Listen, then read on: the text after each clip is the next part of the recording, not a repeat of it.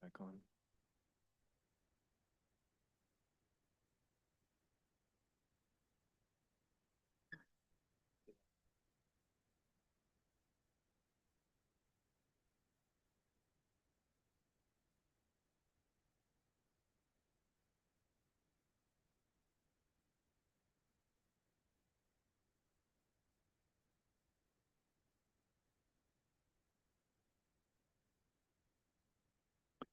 We are back from closed session. City Attorney, is there reportable action tonight? Yes, we have one reportable action to report. The city council agreed to continue with the purchase agreement that they already had previously agreed to for the McHenry property for $1,500,000, sorry. And that was voted on, and it was a 3-2 vote, with the three approving it being Councilmember Trujillo, Mayor Pro Tem Cho, and Councilmember Mendoza Navarro. The two against were Mayor Robertson and Councilmember Guerra. Thank you. With that, we will adjourn the Selma City Council special meeting and take a quick 5-minute break, and then we'll be back to start our Selma City Council regular meeting. We'll be back in 5 minutes.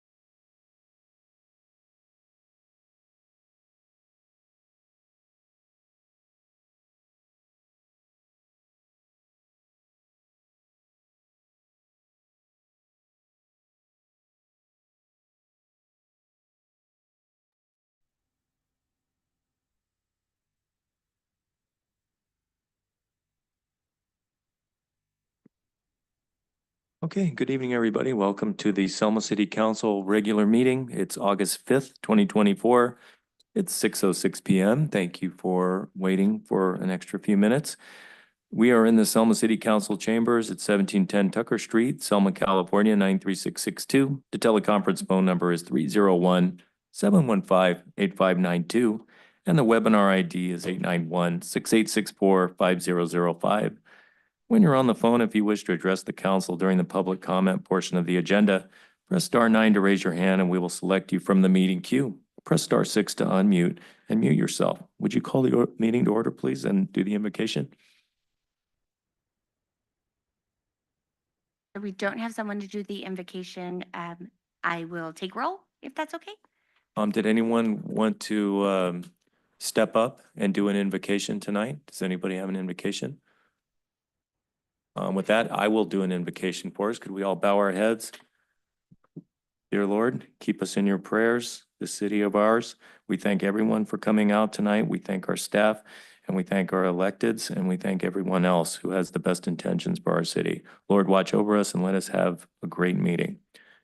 In the name of Jesus, we pray. Amen. Amen. Okay, pledge of allegiance.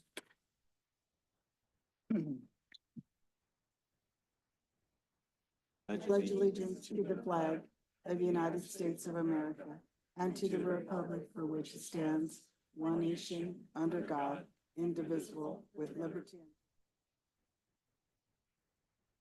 Would you call the roll, please? Councilmember Guerra, Here. Councilmember Mendoza Navarro, Here.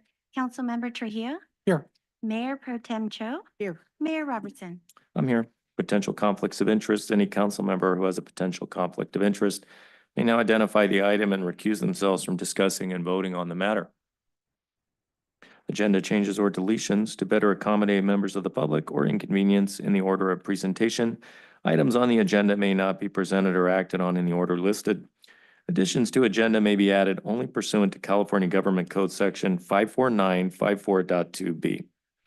Oral communications. At this time, any member of the public may address the city council regarding any item over which the council has jurisdiction. No action or discussion will be taken on any item not on the agenda. Issues raised will be referred to the city manager for review. Members of the public are asked to limit their remarks to 3 minutes and to direct their comments towards the city council only. Do we have any oral communications at this time?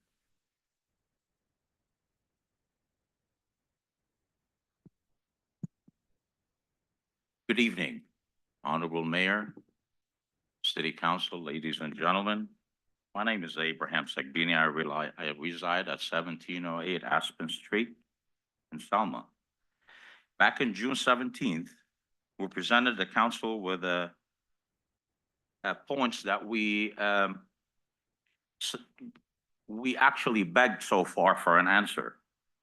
And on July 30th, Megan was nice enough to send us an email. Thank you for that. And the email reads, "Hello, Abraham. I am the city attorney for City of Selma. You requested a follow-up regarding the document you submitted to the council at a previous meeting. Council has received the document and has chosen not to further discuss it at this time.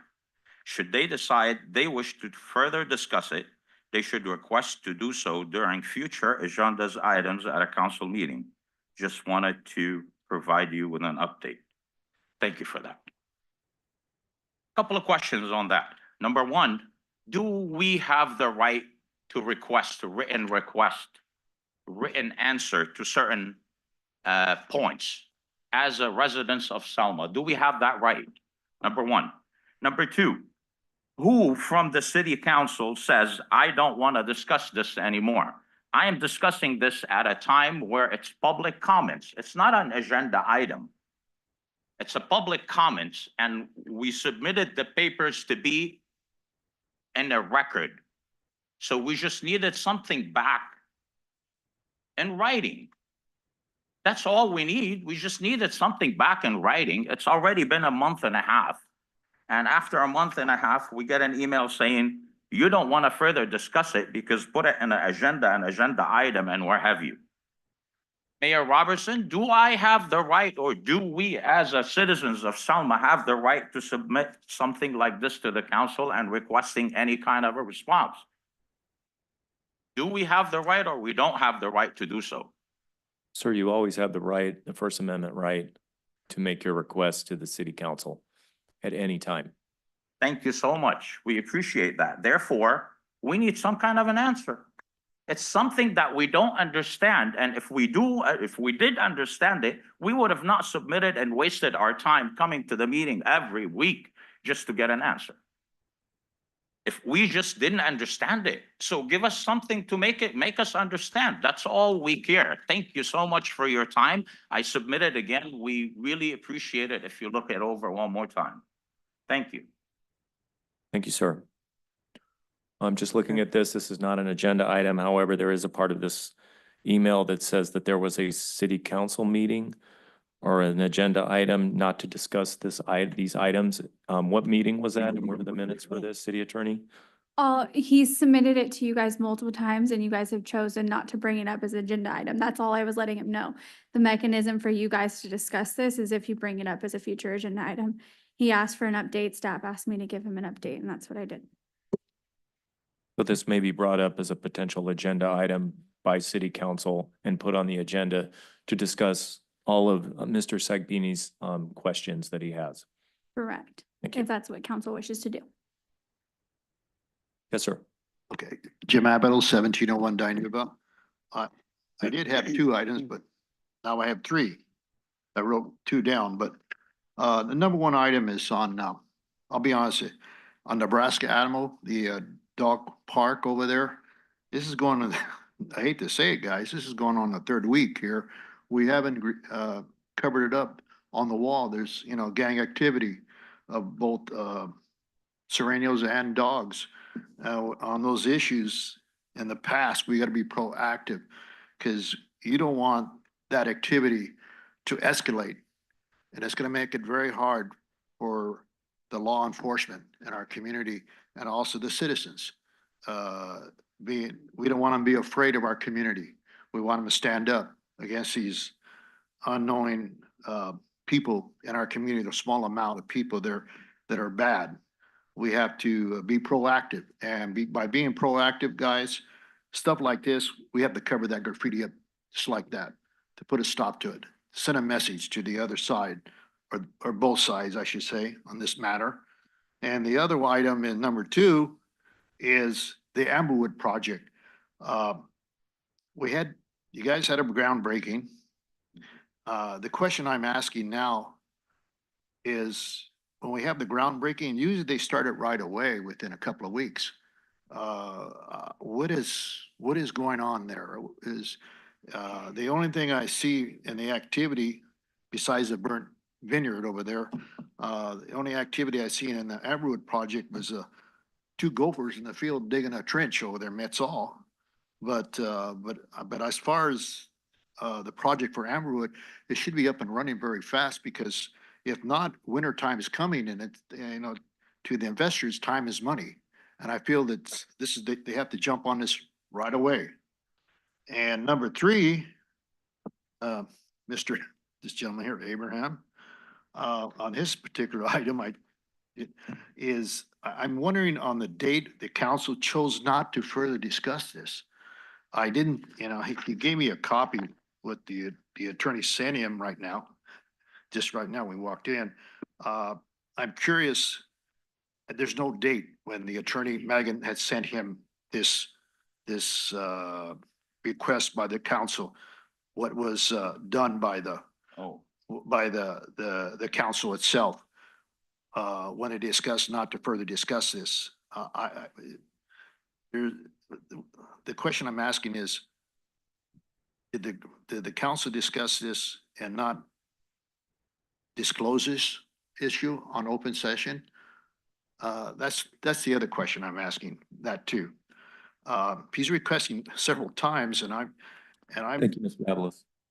Thank you. Mayor and council, The Public Works Director and City Engineer were going to provide updates with regard to a couple of the items mentioned. We can provide that update now or wait to the part of the meeting where we would normally deliver those updates with regard to the graffiti and Amberwood trunk line. Council want to wait, or does council want the answer now? Address it now, since we got people here. Sure. Go ahead and address it now then. Public Works Director?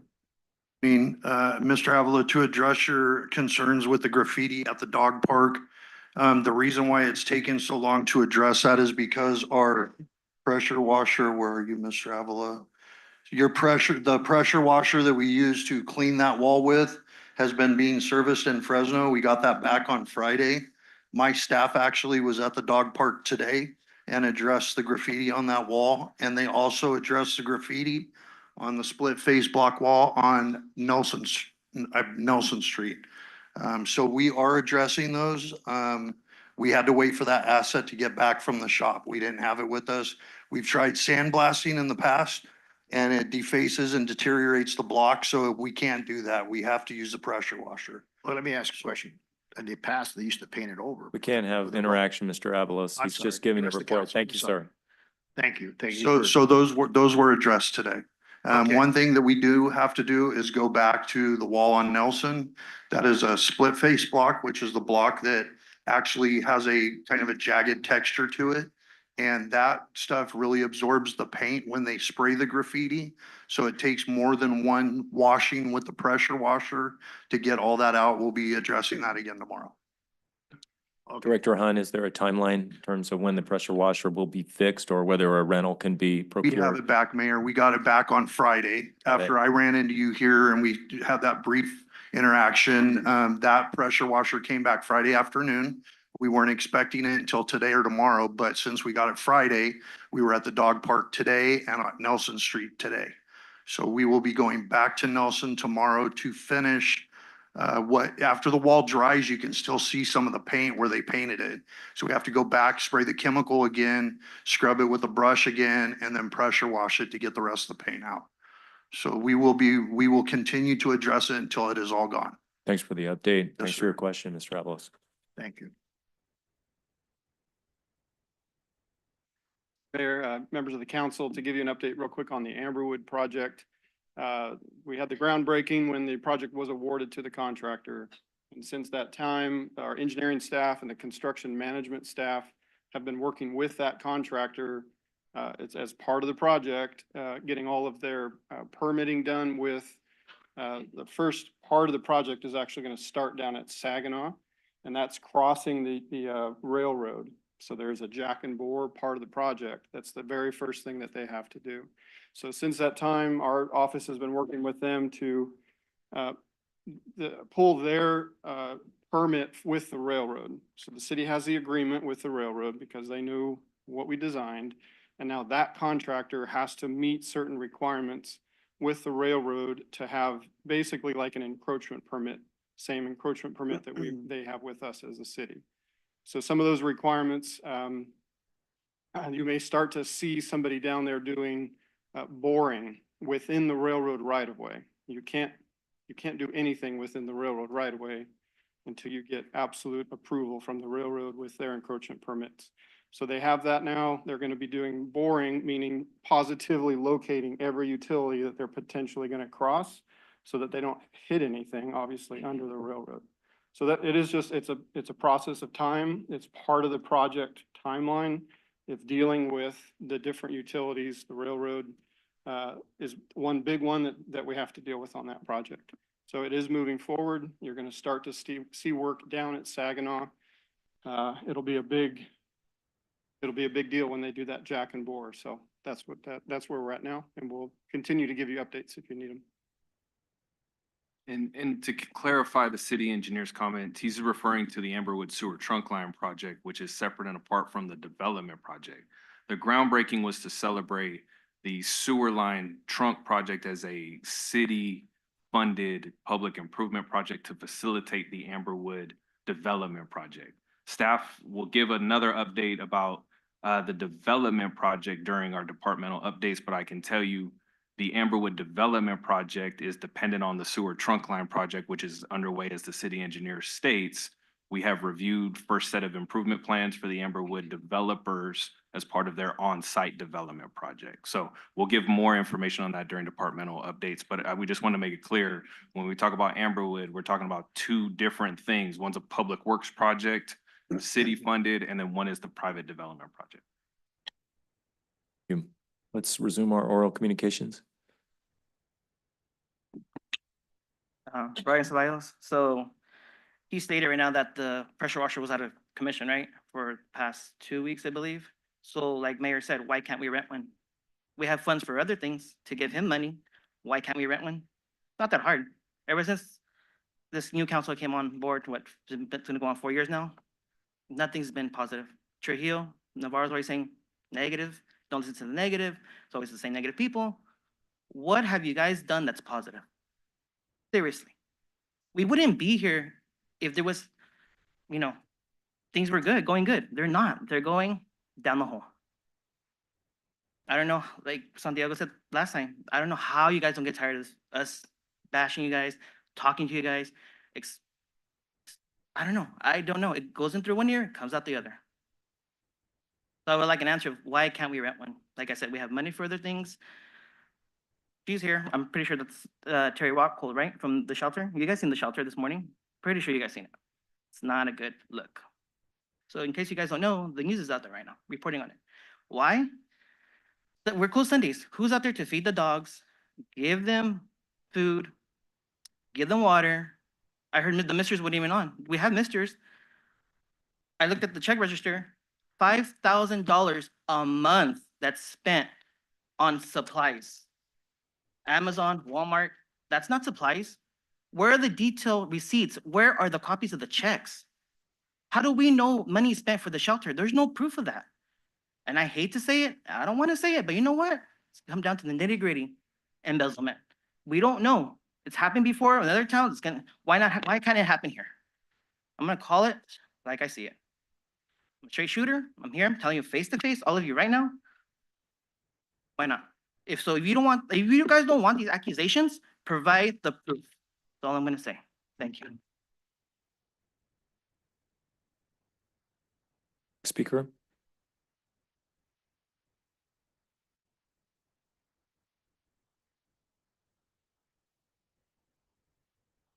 First of all, thank you, Mayor Robertson, for welcome, saying good evening. Good evening, everybody.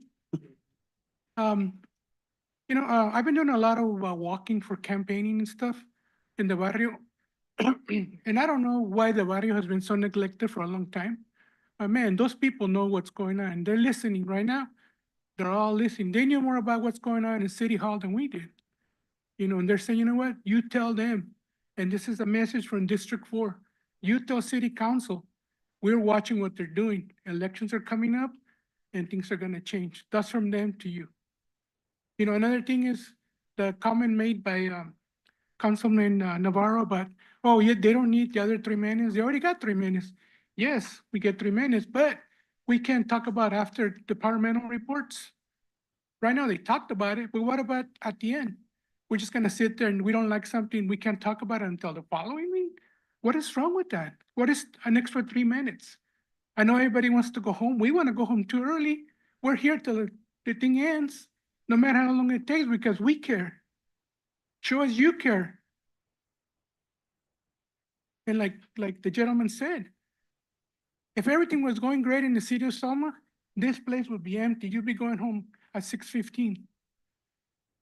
But because there's so many things going wrong, the trash issue is another thing.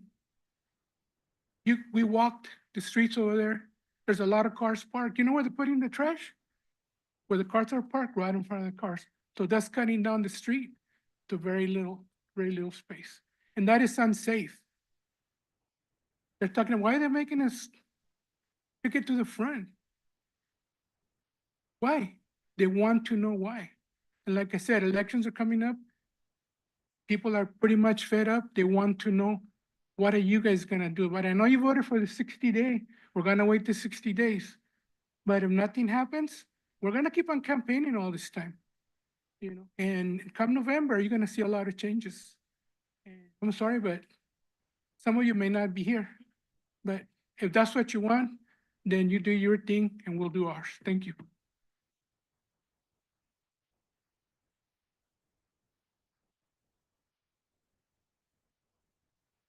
Good evening, everybody. My name's Nydia Juarez, live at 9829 South Thompson. I've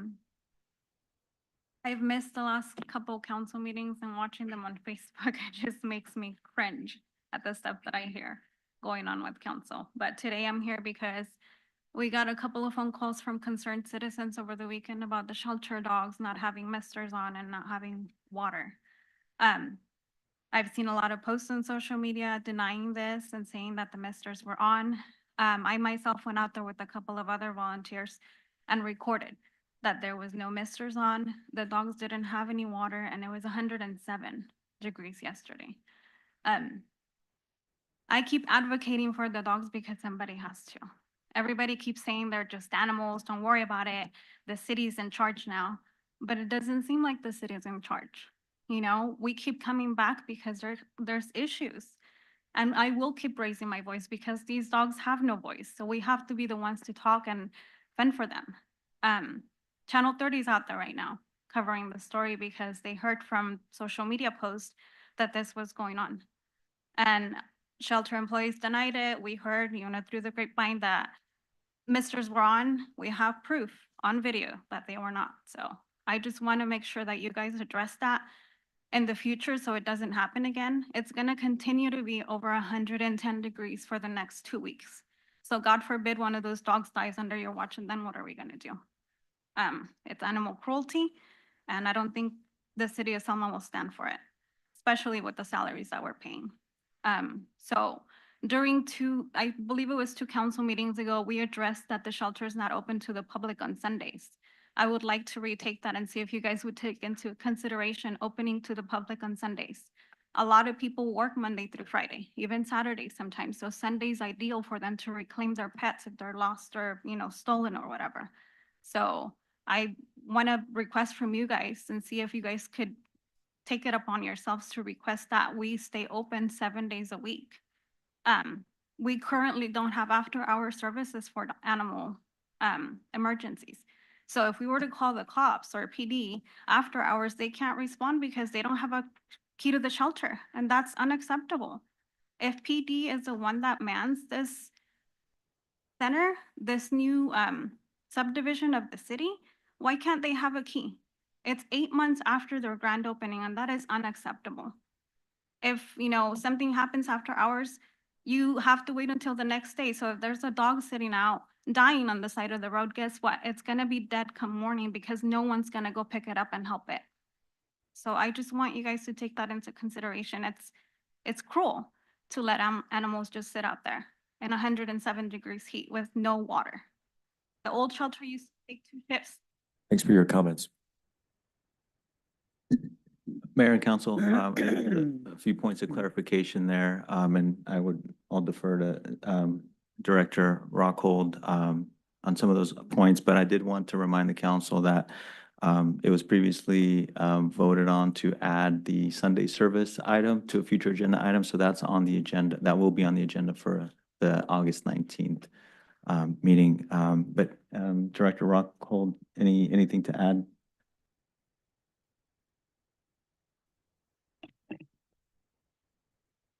Mayor, council members. Shelter is staffed on Sundays. Department has a key to the facility. They know where it is and they have utilized the facility. Can you speak up just a little bit?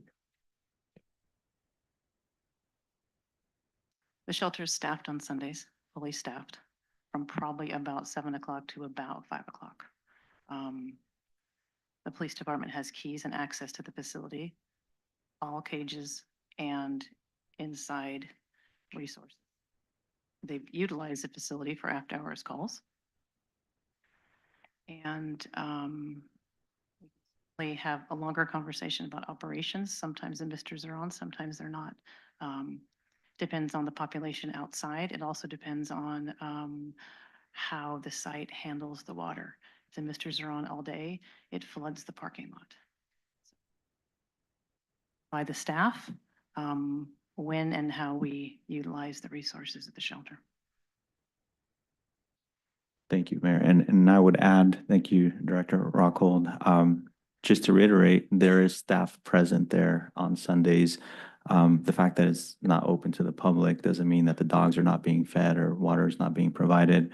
Recently, we've been quite busy making upgrades to the shelter facility to upgrade the air conditioning units. We've done insulation to the roof, both in the main shelter building and in the intake facility.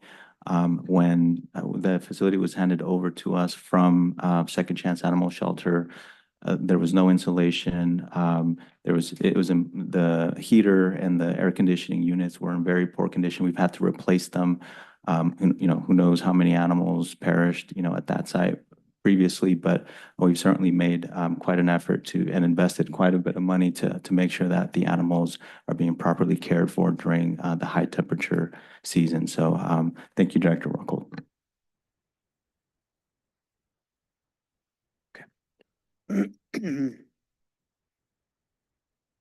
Any other oral communications tonight? Michael Barone from 2003 Alton. I just wanted to, in our area. You want to neighborhood- just lift that mic up a Okay. little bit? Right here? Yeah. In the neighborhood where I live on Alton, at the end of Alton and Wright, this is about the third or fourth time I come to the council, asking the council, what are we going to do with that property that's abandoned? It's burned, and it's a fire hazard. And I also told, I thank Mayor Robinson that he got back to me a little bit, but still, in 30 days or how many days, how long is it going to take until something happens to that property? Its weeds are about 3 feet high. There's trash thrown. There's fences that's anybody can get in there. It's been burned out one time. What's going to stop somebody from burning out that house and cause damage all around that neighborhood? That's what I'm concerned about. You know why? Because on the corner of Aspen and McCall, 2 houses burned. There was an abandoned house next to my brother-in-law's house. About 2 years ago, some people got into that house, that abandoned house, caused a fire. The fire jumped, an explosion, and burned my brother-in-law's house. They had 30 minutes to get out. It was completely wiped out. They got out with the clothes on their back. These are things that are happening in our community. Why are they not being addressed? Member of our council, who's responsible for Area 4 for all these things are happening? Are you looking? The smile is not going to take if they would have been burned that day in their house. 30 minutes, the house was burned. And I thank the fire department that got there and helped them out. No insurance, nothing's going to help them if things are not addressed. Things need to be cleaned out. There's properties around the neighborhoods in our own community that need to be cleaned up. Ordinances that need to be enforced. Weeds, abandoned houses that can cause problems and damage and affect the lives of others in the community. And I just thank you that can share this information. Walk around your neighborhoods, see what's going on. This needs to be addressed before somebody loses their lives. Imagine if my brother-in-law and my sister-in-law and my nephew wouldn't have got out of the house in 30 minutes, they wouldn't have been here. This is things that need to be addressed, need to be taken care of. Thank you. Mr. Barone, I was proud to bring up a potential agenda item to demo houses that go red tag for more than 12 months, and it was voted down to be considered in the agenda. I will bring that item up again, and hopefully we'll get some traction with the council. Council, I would not, I- wait. I have an update on that item Yeah, that I go could back. provide as Yeah. well, if you would like, council, Absolutely. on the Alton property. So, I mean, yes, we have municipal codes that address, buildings that are abandoned and all those things, but unfortunately, the municipal code does not, or I mean, however you look at it, could be fortunately, the municipal code does not override the Constitution. Property owners have a Fourth Amendment right for you to not enter their property without their consent unless you have a warrant, similar to the process that police have to follow. So we had to file a petition with the court, and now we're waiting for the court to sign off on a warrant for us to enter the property and demo the structure, get rid of all the weeds, all of the things that are wrong with the property. So that's what we're waiting for. the court is not as anxious as other people might be about this property, unfortunately. Like, that's just how the court process works, but it is in motion to allow city staff to enter the property, and demo the structure.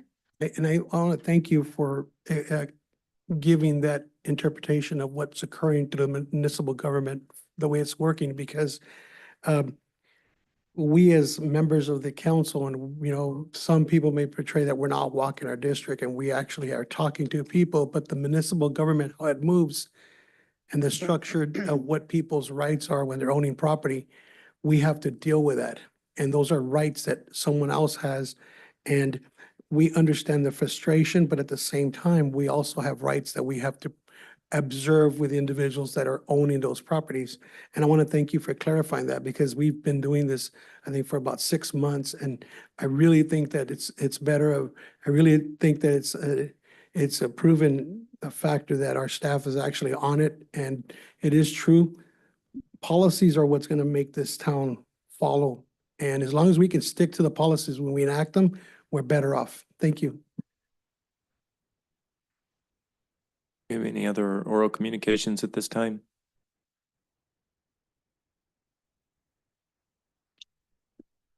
Hello, my name is James. I live in that Nebraska Mitchell area. I'm the one that emailed about the dog park, about the graffiti on there. Thank you for taking care of that. I seen that this morning on Monday, right? Today, Monday, yeah. And it's still there, and I know you guys are still working on that. Thank you for that. Granted, that area, plenty of things happen. Recently, about like July 19th, Selma PD looking for somebody in that area. Follow up the following night, police in that Nebraska area and in the Nebraska apartments trying to find somebody. There's been countless other gangs everywhere. There's once they're in, they're out. Once they're in, they're in. There's nothing you can do about it. Selma PD, it's their problem. But beforehand, before they even get in to a gang, they're still kids. There was a program right there next to Eric White called Weed and Seed. The funding for it dropped and it never got picked back up. If that can be like reestablished again, something. There was supposed to be a youth center way back, maybe 20 years ago before you guys were even in. That'd be awesome. You guys are gonna build apartments there on the Nebraska area as well as in that Highland area. That means more people, more kids. A youth center would be nice. Granted, it'd probably get tagged up, but if it can help get kids out of streets. When my dad was still alive, he would go around in that area, recruit kids, put them in baseball, just to help them get out of the streets, out of the gangs. I lived in that area all my life. I've heard gunshots or fireworks, played that game plenty of times. He got shot 2015, school just got out. Well, as when those new houses got built down on Mitchell and between Mitchell and Highland, all those new houses, like I got shot out there right in front of his garage in the middle of the day with his little girl out there. Want to pull out the big Band-Aid, which I'm pretty sure you guys know about. Officer Dad passed away for servicing. I've always called. They've come quickly. It was drug addict, tried to break into my house. I called, the cops came, got him real quick. Another incident, another drug addict right in front of my house, in my front yard. Called the cops, came, got him out real quick. This past June 15th, that abandoned house on Nebraska, I told you guys to build just a single house. Get out of it. Thanks for your comments. you. Appreciate that. Just a quick follow-up to that question. The Weed and Seed program, it's a federal funding program through the Department of Justice. That program ended around 2012, 2011. However, the police department and the city are actively and and on an ongoing basis seeking grants such as the community-oriented policing grant. And I think we recently received the tobacco grant that would fund an officer and partially fund the school resource officer as well. So we're always seeking grants, but the Weed and Seed program was a very successful program from what I understand. Unfortunately, the Congress eliminated that funding. And let's not forget the Boys and Girls Club too, which will be back at the Salazar Center as soon as it's repaired. It's at the Pioneer Village right now. Next report.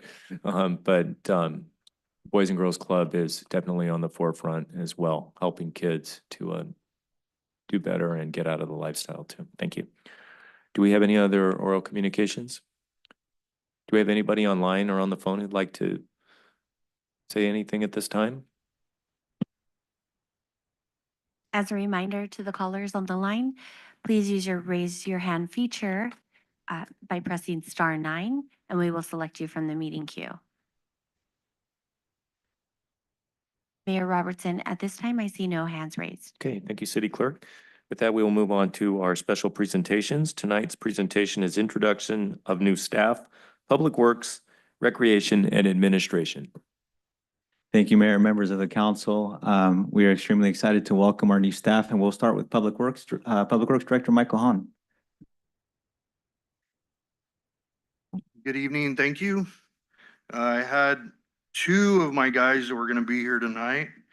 I only see one here right now. That's our new Parks Maintenance, one, David Kachula. Lechuga, I'm sorry, he started, this is his second week. We also had Ivan Molina. There's Ivan. Ivan's, I believe he's going into his third month now. Ivan started as a custodian for the city and then lateraled into a building maintenance one about a month ago. So he's working with the building maintenance crew. And then the last guy that we had was Joe Galindo, who is our new custodian. Joe wanted to be here, but Joe's a single dad and had to babysit his kids tonight. So, we're very excited to have all three of them. Good. Welcome, everybody. Welcome.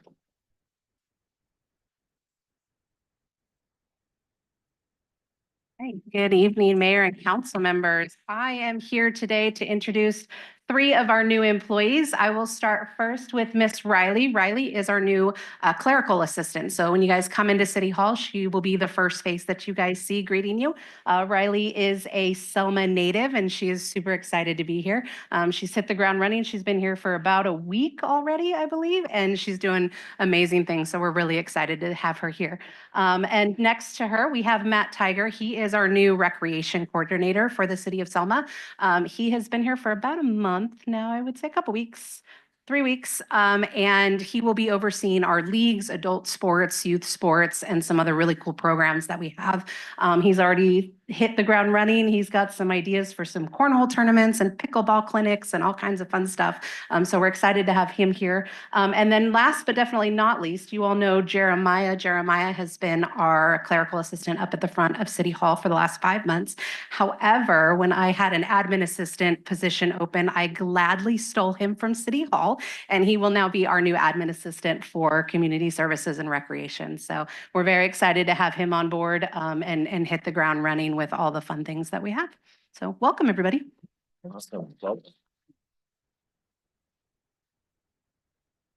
Thank you, Amy and Director Hahn. And last but not least, I'd like to introduce the new executive assistant to the city manager's office, Serena Jolly, who's seated right over there next to Reina. Serena, yes, absolutely. I'm extremely excited to have Serena on board. She's been extremely helpful, has hit the ground running, and she comes to us from the city of Fresno, where she has lots of experience being executive assistant to an assistant city manager, various department directors. So it's been great to work with her, getting to know her over the last week or so. But wanted to welcome Serena officially at this meeting. So thank you. Great. And I think that's all we have. Thank you. Welcome, everybody. Welcome to Selma. Great to have you. With that, we will move on from special presentations to our consent calendar. All items listed under the consent calendar category are considered routine. The complete consent calendar will be enacted by one motion by roll call vote. For purposes of discussion, any council member may have an item removed from the consent calendar and made part of the regular agenda. The council can then approve the remainder of the consent calendar. Does council have any items they would like to have removed from the calendar tonight? Is there a motion to approve items A through F? I'll make a motion. Is there a second? Call the roll, please. Councilmember Guerra, Yes. Councilmember Mendoza, Yes. Navarro. Yes. Councilmember Trujillo, Yes. Mayor Pro Tem Cho, Yes. Mayor Robertson. Yes. Moving on to our first item of regular business. This will be a downtown Selma lighting and speaker installation update.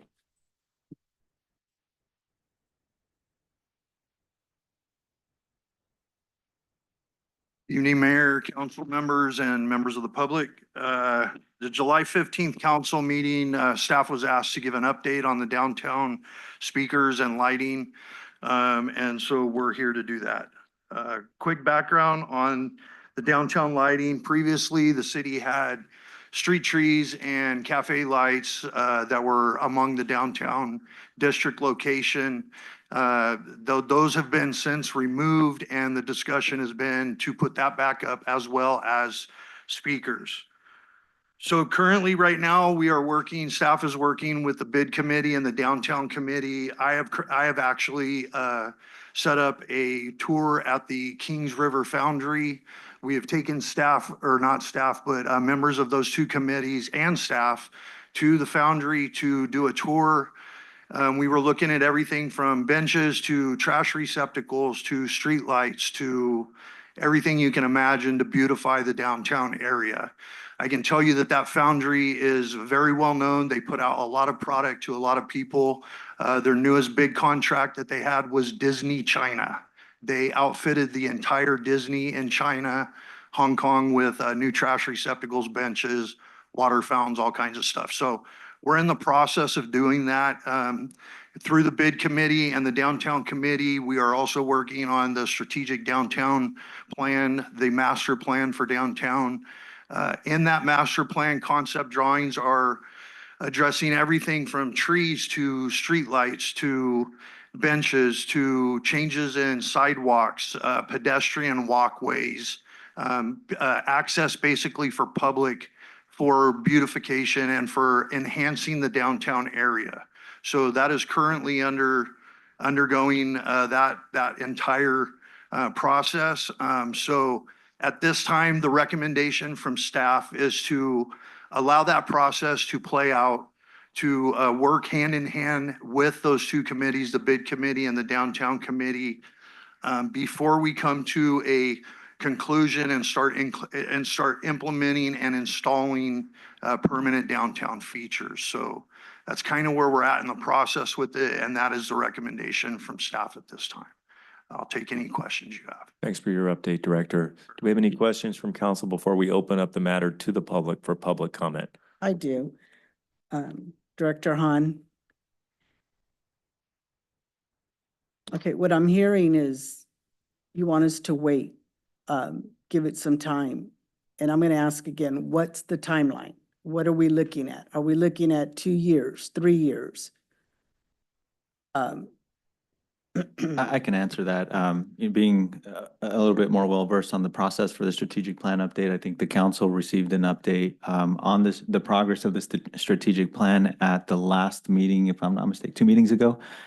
And I think at that point, it was established that the council should be receiving a draft of the document or the close to final document in September, which is when, the recommendations for the specific lighting, trees, street furniture is going to be provided. And so it's definitely not several years. We'll have a better idea once we get that document as to what to prioritize, what kind of design elements, design aesthetic we're looking for. And obviously that money is budgeted right now in the current fiscal year's budget. So once we have that document and council has an opportunity to discuss it with the public's input, we'll be able to kind of provide the council a little bit clearer timeline. Yeah. Okay, so right now we don't have an exact timeline. Like we're going to hear an update September. But depending on the monies, depending on How quickly we can get this, we don't know. We don't have a time frame. Okay. And I'm not trying to be negative here. I want to be positive. I know you're doing a great job, Director Hahn. Thank you. But, I continue to get business owners downtown, down the streets, that come to me and tell me, I walk downtown all the time. And business owners are saying, what are they gonna do? I mean, can't we just get some kind of lighting, some kind of music downtown? We've been waiting, this is, I mean, they've been waiting.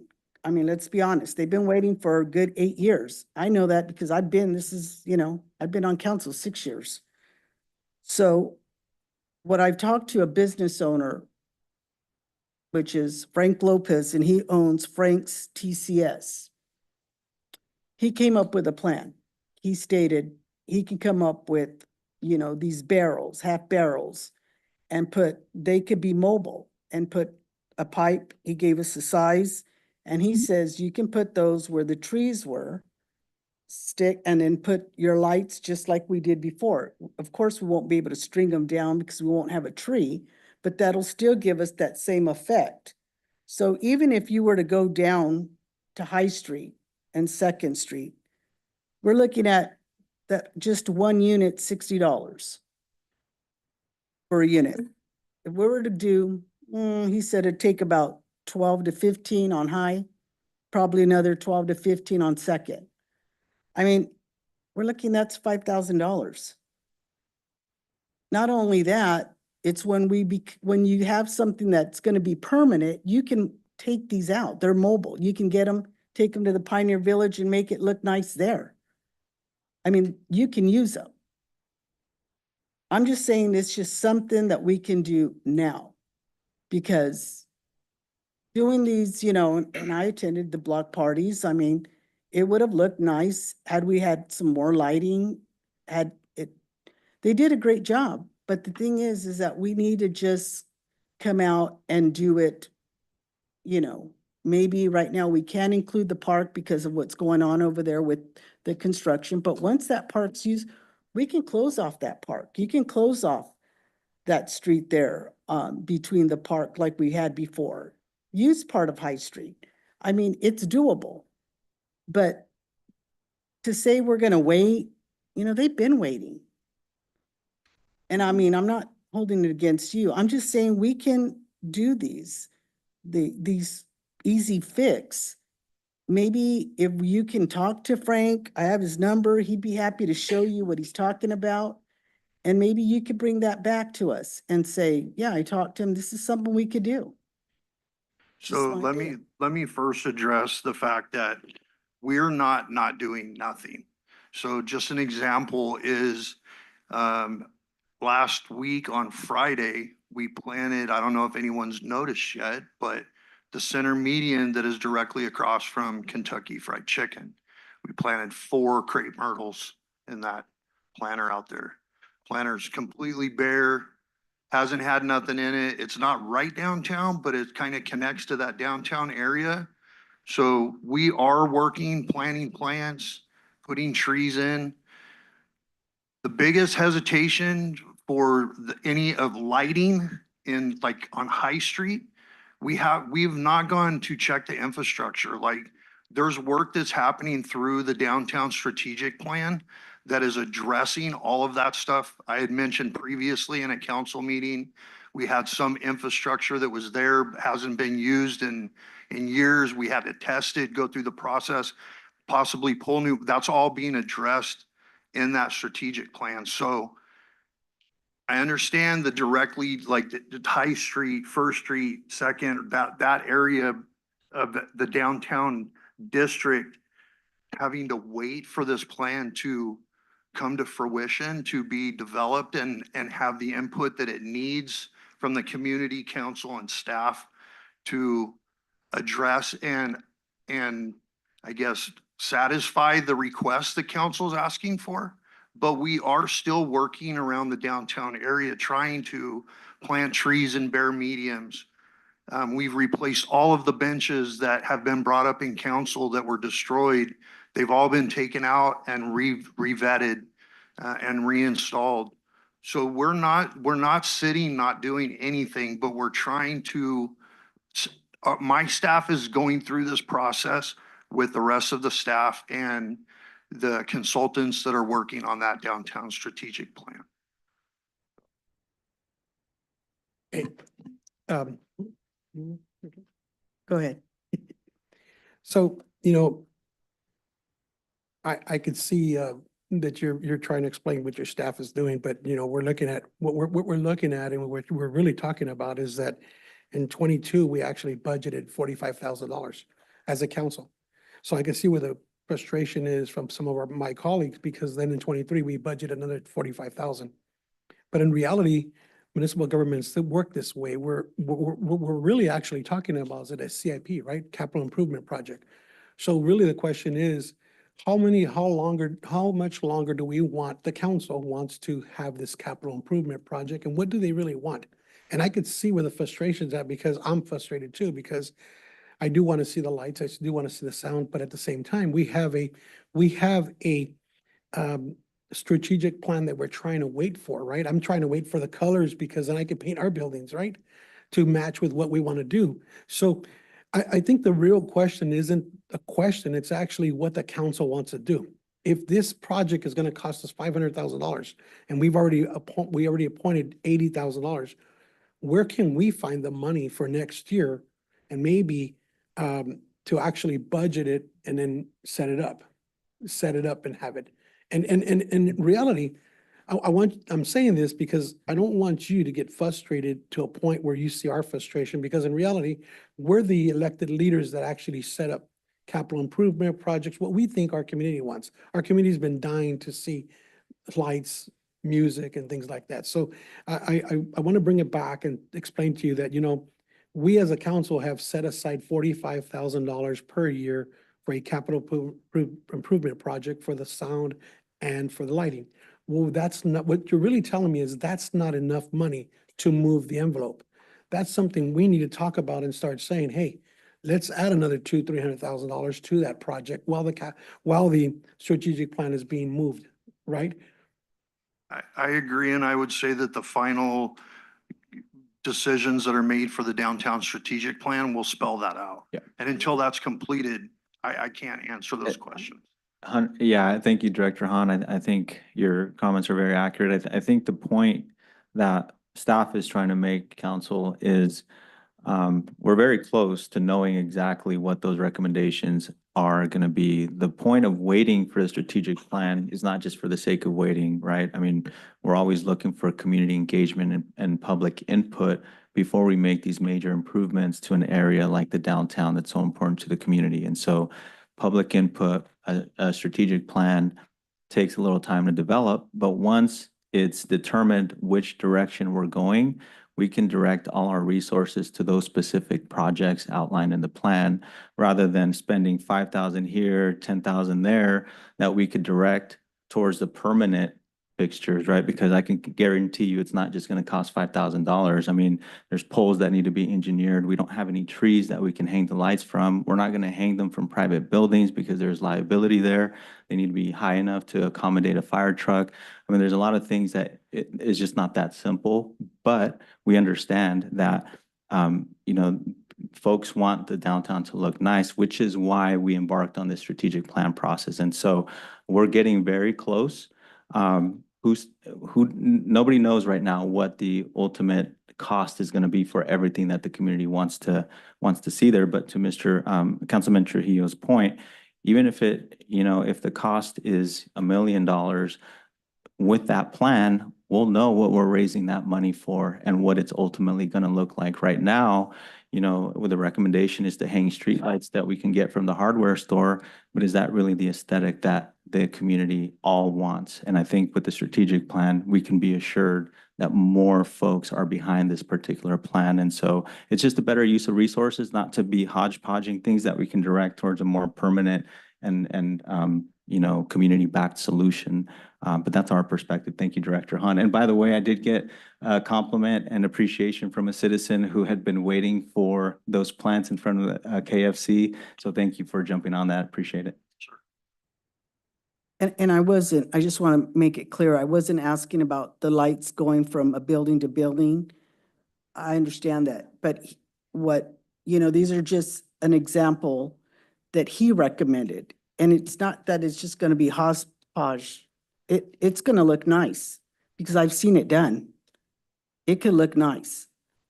And do we want to keep, I mean, I understand we have a strategic plan. I understand that but do we want to keep doing this and wait 5 more years? Because we're not going to have this $2.5 million to probably do anything, or do we want to be realistic and say we can still make it look nice with an example of putting some lights? Yes, you can't wrap them around the trees, but believe me, this individual is very creative and I've seen his work. So I know it could be done. Any other comments from council at this time? I just want to say thank you very much for all of the hard work that all the staff is doing on this project. And what we also tend to forget is that we have stakeholders that are involved in the strategic plan. It's not just I know that most of the council, except for myself, has a stake in the game for this because they have their properties, they have their businesses downtown. But we have the we have the business improvement district that's also working with the strategic planning. And we had community input. I was at the library when they were there, asking for comments. There wasn't a lot of people there, and so if we want the community involvement, we need to have that community come in and give those ideas and things like that. And so sometimes, I mean, I hate to use the cliche, but good things come to those who wait, basically is basically where we're at. I understand we've budgeted, some money here, and so it does take time. It does take time. And there's different things that we can look at. I was recently in Indianapolis for a week. And one of the things that I kept taking pictures of, because it was this really it was really tall, but it was like these big steel, I don't know, galvanized maybe poles, and they were up high and they had those cafe lights, but it was dedicated for that picnic kind of area, and it was very welcoming to walk down there. And so when I've been traveling a lot. So when I'm traveling, I'm looking at what does the downtown look like? What is this? How can I bring this, back, or how can I bring these ideas? And so I'm excited for what's going to be coming, and I'm excited for the unity and the look, the overall look of what the downtown could look like. For me, I like the older, let's keep it that historical look. But I think that it's a really good plan. They have different things for trees. They have fake trees that look so real that actually have lighting, and you can change the lighting. And so they're, they may be a little bit more expensive, but you're not going to have the growth. You're not going to have, the cement pulling up because of the roots and things like that. You could potentially add solar to power those lights. And so, I mean, there's all these things and ideas that can come, when you basically just have a little patience on what it could look like. And again, it's collaborating with a lot of people. It's not just staff saying, we don't want to do it and we don't, we're not paying attention to council. It's not that. I mean, I see the vision is there. It's just going to take a little bit of time. And like we say, the wheels of government turn a little bit slow. And it's just these things that, one, we want to make sure that they're safe. Are these barrels going to be safe that, Councilmember Guerra's talking about? When we have, I mean, we may not have high winds, but we have rain. We have pretty bad rain here. And so are those going to get full and tip over? Or going to hurt somebody? It's also safety you have to look at. You can't just put something in there because you want it done now. You actually have to be safe about that. But thank you. Mayor Pro Tem Cho, did you have any input at this time about downtown? Yeah, I was at the master plan also, so I think they're starting, we need to have the plan, of course, and then agree to it instead of skipping all over. I mean, because everybody, it does take time to get to that point because, you can't please everybody. You're just trying to do the best you can what's gonna be good for our city. And if you're gonna do just downtown, is not just Second Street and High Street. There's a little bit more to it, not 2 blocks. So if you're gonna make the downtown look good, you're gonna have to do a few more blocks than that, I think. So we will definitely have to find somebody that would go all the way around, at least a few more blocks around there, that make it say, this is our downtown, not the 2 blocks. I think we need to do better. We've waited too long. Patience is a virtue. We've had enough of it. It's time to get our downtown back to the people. We work down there. We haven't had lights. If you go in front of our building, we don't even have light bulbs. We don't even have light casings anymore. Our Iron Lady statue in front of our building used to have multicolored lights. It looked nice. It's off, and it's been off for a long time. I get it. We're the only light that's off on the street, but the other lights are dim, and we don't have trees and we don't have cafe lights anymore. It detracts from our downtown. So we've been patient long enough. We've been patient for 4 years. It's time for us to get our downtown back. And this revitalization, this plan that came from a grant or the strategic plan, that's all well and good, and some elements will be incorporated and some won't because they might be too expensive. But we can do what we can do right now, and I think we should really seriously listen to Councilmember Guerra's ideas about putting some lights in, even if they're temporary, because it will add beauty to downtown that we are sorely lacking right now. I mean, it would add safety for these theater shows that we're having, for Mexican dance, for the folks who work late at the hair salons. It just makes a lot of sense. I mean, for some people think that lights are hokey, but it's more than that. It's a safety issue as well as an aesthetic issue. And, in talking with many people from the city, that is a big issue that comes up. Boy, is downtown ugly. Where was your planning when you took out the trees? Why didn't you have a plan to at least put back the trees or put back something? So we need to follow through on that and get it done. Plans are fine, but action is where we need to be now. We've had enough practice, enough planning. Now it's time to put trees back and to put lights back downtown. It is time for that. That's my position, and that's what I'm hearing from the citizens. And I work downtown every day, so I see this. This is a big issue, and it's a big issue that a lot of people have, and it's a big issue for downtowns in general, whether you're fortunate enough to go to Indianapolis and see downtowns there, or go to Italy for the Giro d'Italia.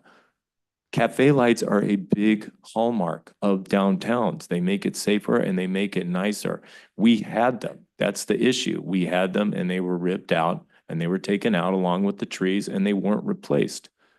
We're not asking for anything that we didn't have before. We can do better, absolutely. We can get more energy efficient lighting, but we need lights and we need trees and we need to do it as soon as possible. And if this strategic plan isn't here sooner than later, we need to get it done. And then we can incorporate those elements of the strategic plan.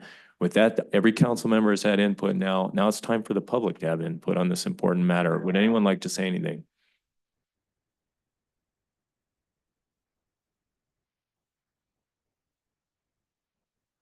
Hello again, my name's Santiago Ceguera. When the strategic plan came before everybody, a lot of us spoke, and a lot of people spoke up against it because a lot of the stuff they want to implement, simply it's a no-go. They want to take away some of the parking, and parking downtown, there's no parking, especially when the art center is having a play. I mean, you can't find any parking. The kids are having to park in the alley, which, by the way, is not very well lit, as all you know, and it's a safety issue, and I keep bringing it up and keep bringing it up. Kids go out there at 12 o'clock at night to get in their car. I never see a police officer parked out there making sure they get in their car safely. First time something happens to one of those kids, guess who's liable? You guys get who's liable, right? You guys are gonna be liable. The city's gonna be liable because you know that there's no lighting back there. The parking lot, the Guerra building, Guerra Robertson building. There's no lighting at night either. If you want to get examples of lighting, go to the tower. Go see your neighbor's lighting. I don't know if you guys been to the tower. They have beautiful lighting. You go out there on a Friday, Saturday night. I know Councilwoman Guerra's been out there. Beautiful. And I don't think they spent all that money, you know. What about the $69,000 that were allocated for speakers? Was that spent on something else, or do we still have it? Does anybody know that? I mean, I agree with the people that want it now. We need to get it done. I mean, people are getting impatient, you know. I mean, and this thing about, oh, it's only 5 million. I mean, how much money do we really have to spend? Do we really have that much money? I mean, we're spending, you see the check register? It's crazy. $879,000 here, $350,000 here. When is it gonna end? What is it, we're gonna be broke and then, oh yeah, but we got the best lighting in town. So what? If you're broke, it's not gonna matter. I'm sure we're more than capable, and I'm sure our staff is more than capable of carrying through and coming up with something that we can do now, you know? Councilwoman Navarro said, hey, I went to this place. Well, if you want to get those kind of poles, let's get those kind of poles. How hard could it be to put the poles up and then put the lights on those? Common sense.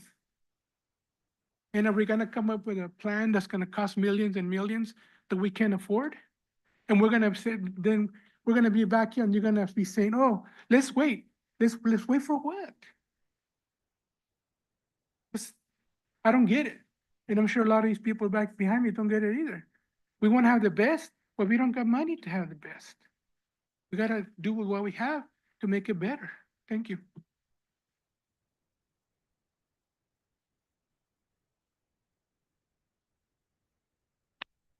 Hi, just to piggyback off what Santiago said, I think it's a safety issue now, and it's 4 years later, and here we are back again, with the cafe lights. I see a lot of back and forth, negative and positive about it, but let's be honest, there's so many kids that go in and out of the art center, the folklorico classes, the ballet down the street, and those places are dark. And we all know, as sad as it is, there's homeless people out there, there's people that are just waiting for the perfect opportunity to jump at somebody. So those lights made it safe for those people. And I've talked to all kinds of parents from these kids saying, you know what, we have to take flashlights at night. That's sad, you guys. Like, this is where we're at in Selma. These parents are taking flashlights to pick up their kids. That's embarrassing. And we shouldn't have it. And like Councilwoman Guerra said, it could be something temporary. The lights don't have to go over the street. They could just go down the main street and they still lit up. So even something that's temporary would be better than having nothing at all for another year and a half or two. Because again, it comes down to the safety of the kids. And not only the kids, but the people that are attending the art center and all their plays, they don't feel safe coming down here. I mean, we have people coming out from out of town, and that's the one comment that they make. The play was great. Everything's wonderful. The kids were great, but there's no lighting and there's no parking. So I think we need to do better and just find a solution and come together as a community and you guys as council people to find a solution that's not permanent, but at least something where we can make sure that our kids are safe out there. Thank you. Anyone else with a comment?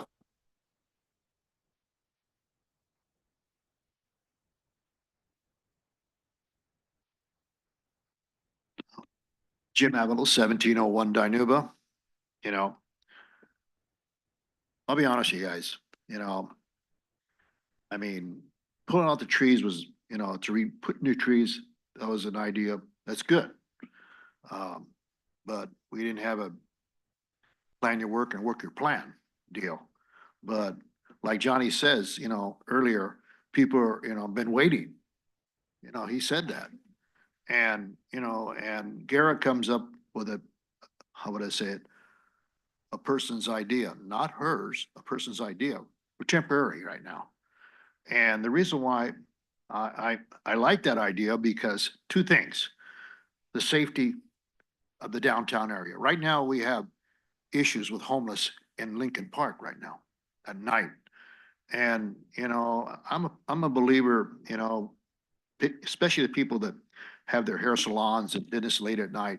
And they're parked their car way over the here and there's no lighting, you know?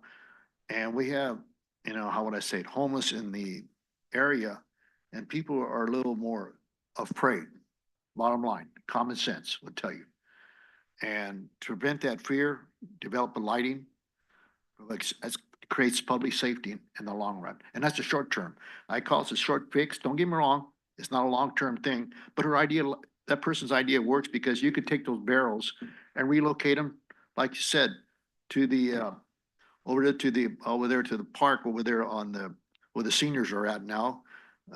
Where they're camped out right there for the Pioneer Village. And we can, have events there and put those barrels around there, make more lighting there as well. Create the idea of creativity at a small price. You guys already invested money in the downtown area. That's a small investment to get up and going. And that way it'll spruce up the town and people will, how would I say, come downtown. And also the business owner is saying, hey, I'm gonna put more money down to improve our community here downtown. And you're gonna find, and more investors come in and invest. People are gonna be more happy, feel good about themselves. Like Johnny says, they don't feel good, they've been waiting so long. That's true. They're getting frustrated. I don't blame them. If I was a business owner downtown, I'd be frustrated too. You took out the trees, what happened here? They didn't have a backup plan. They took out the lighting. What's going on here, man? It's gonna be, and Christmas coming around the corner. You know, let's develop a smart, common sense plan and let's do it. Let's follow through. It's a small price. And I like the person's idea, very innovative. Reminds you of Da Vinci in a way. Thank you. You. Anyone else with public comment at this time? Anyone on the phone, online? Hi, caller ending in 657. Your line is open. Please use *6 to unmute your line.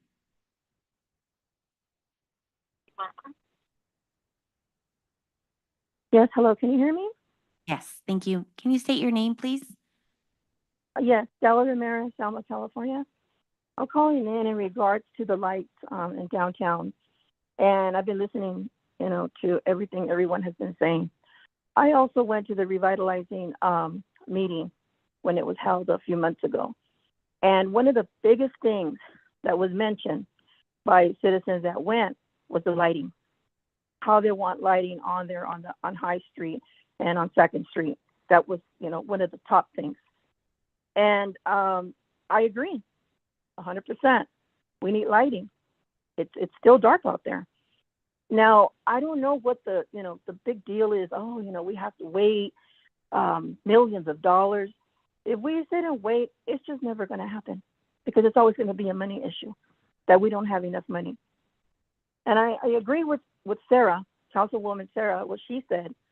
You know, let's get somebody in there that can do it now. Put everything else aside and let's just focus on the lights. There's posts that can be posted up, you know, put some posts. And if you don't want to use electricity, go to Costco. I have lights in the backyard, solar lights, and they go on at dusk and they turn off at dusk. And I've had them for 2 years. And put that. Now we're talking about trees. I'll tell you one thing. Coming from Kingsburg, coming from Fowler, right there, right before you hit McDonald's, over here on Kingsburg as well, coming in, there is a ton of trees. I don't know why so many trees were planted. Pull some of those trees out. Put them downtown if it's about spending. But something has to be done now because, you know, it does. Our town, it looks shabby compared to other cities. And, you know, there's just, like I said, there's no improvement in Selma. So we need to start with something. Let's start with that. And that's what I wanted to say. Thank you. You. Anybody else with a comment?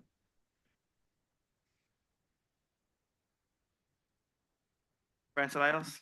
So here I am, the negative person, right? Well, I'm gonna keep it negative. So if it's a money issue, well, there you go. Like I said earlier, giving money to him, 500 grand for the shelter.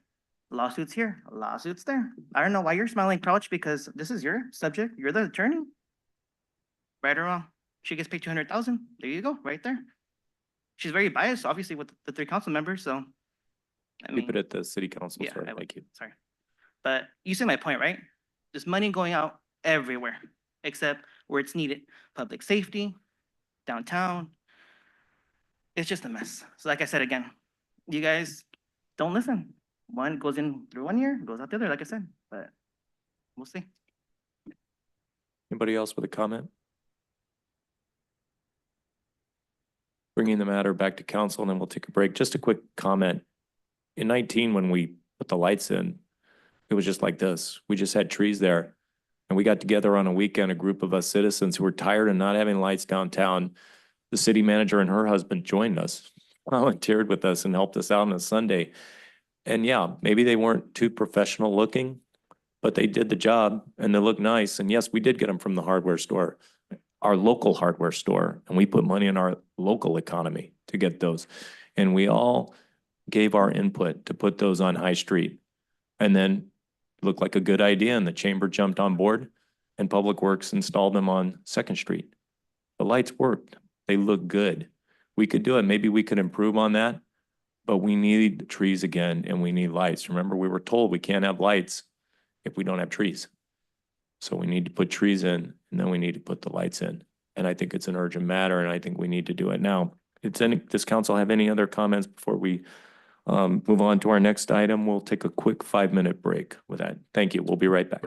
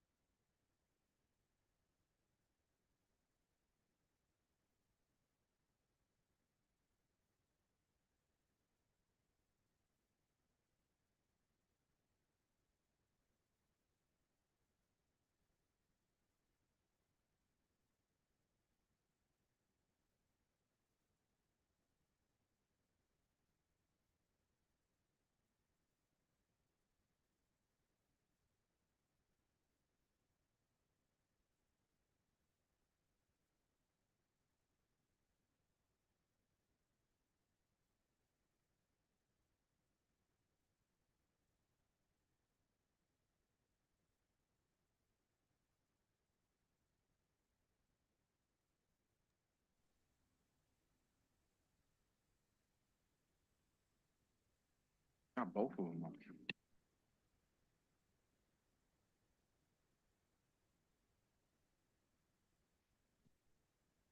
All right, everybody, we're back for our item 2 of our regular business agenda for our city council meeting, quarterly development update presentation. Deputy City Manager King.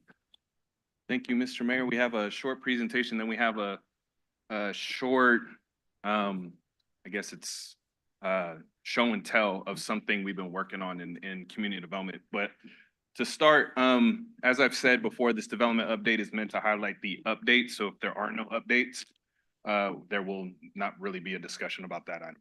Next slide, please. So any new projects we have in? Next slide. We talked about the mixed use at, Whitson and Thompson. That has been approved and they've received preliminary direction on how to proceed, but there is no update regarding that project at this time. Danuba McCall gas station, similar. They've received their final action letter. We're just awaiting for development plans for that project. Next slide, please. Track 6464. We've had recent conversations with the engineer on this item, but there has not been a formal entitlement application submitted for processing. They are working on their design in accordance with local roads in that area, and they just asked some clarifying questions regarding widths of Dinuba in front of their property. Next slide, please. Second and front mixed use project. There hasn't been a formal application submitted. However, we have had conversations with the applicant and they've provided some evidence from their architect regarding the need for an elevator in accordance with the accessibility requirements for this building. So we're anticipating a building plan being submitted in short order. Slide, please. Dinuba subdivision of multifamily located at Duke and Dinuba. Similarly, they've had a final action letter. We're still waiting for a entitlement submittal for that project. Same engineer as the northwest corner, so he's proceeding with most of the projects up in that corner, discussing with staff some of the design issues. Dinuba Avenue in accordance with the McCall specific plan. Next slide, please. These are current projects that have gone through some sort of an approval or entitlement.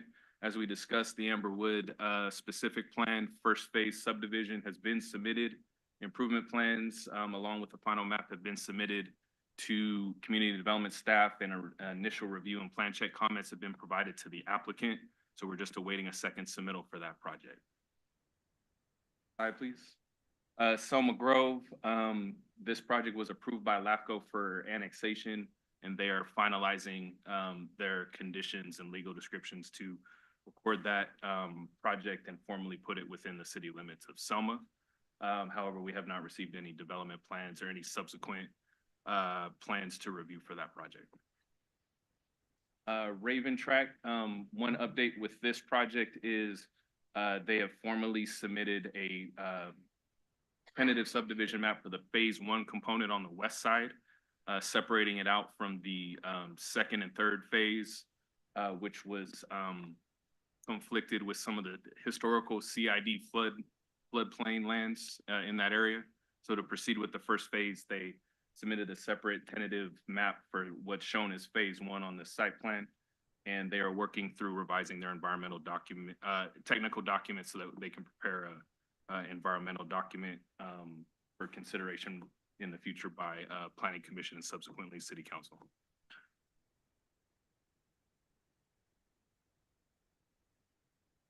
The Casitas development, staff went through since the last update conducted.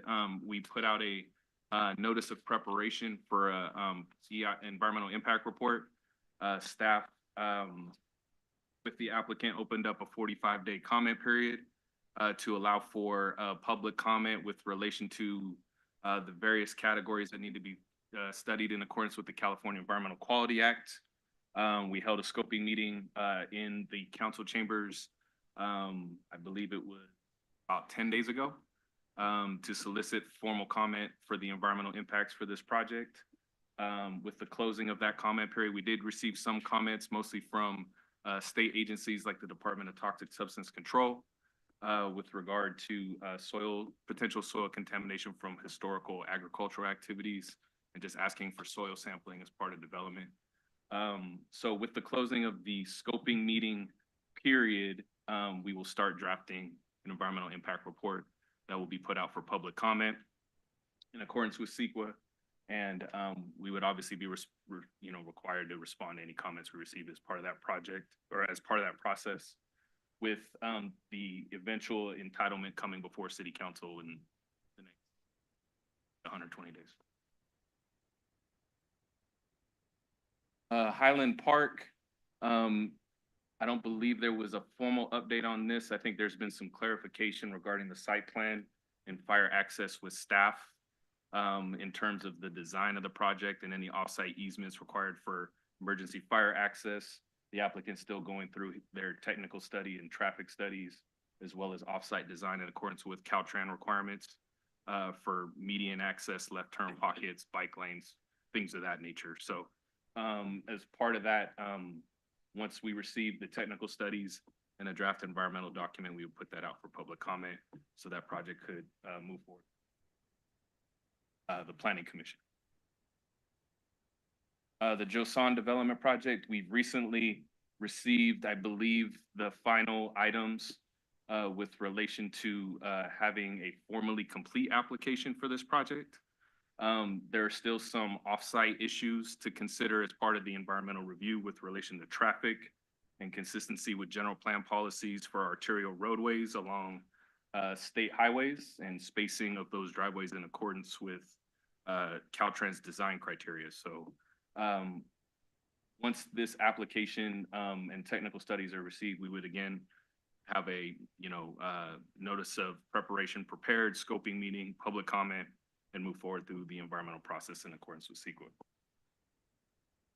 Nebraska and Highland Apartment Project.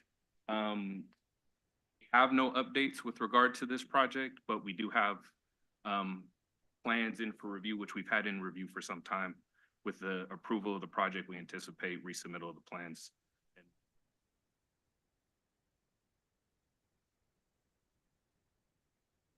Apartments, I don't believe there's an update for this project.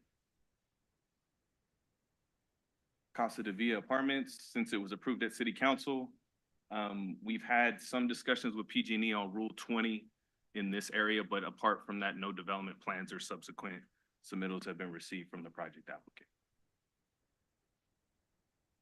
Thompson Estates, similarly, we've been coordinating with the project applicant team, but I don't have any updates on that project at this time. Rose Avenue tract, this project was recently approved by council.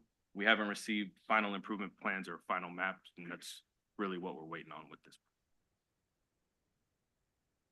ANC Trucking, no updates. They did have their, their grading permit application was approved, but has not been issued. Just waiting for them to complete their site improvements for that project. Bubble Wash renovation, I think that's the Chevron. We can change the name for the next development update because I think some people don't know it's the bubble. No updates as of right now. Outsource industrial project, I think that project had an addendum submitted for their building plan submittal, reconstituting some of the insides. There were no increases in square footage. I think they adjusted the inside to add more office space than warehousing. So that's going through the addendum process through the building department. That's been part of the stall on that project out there, but they've still progressed and they're still working on cleaning up that site as part of the site development. FCRTA, the construction progresses. That's the update. I got an update for you, Deputy City Manager. Moses Stites called the director and wanted me to tell everybody that April 25th looks like the launch date. Looks like PG&E is not going to get out there in time. And April 25th should be the projected opening date. Mayor. Yep. Next slide, please.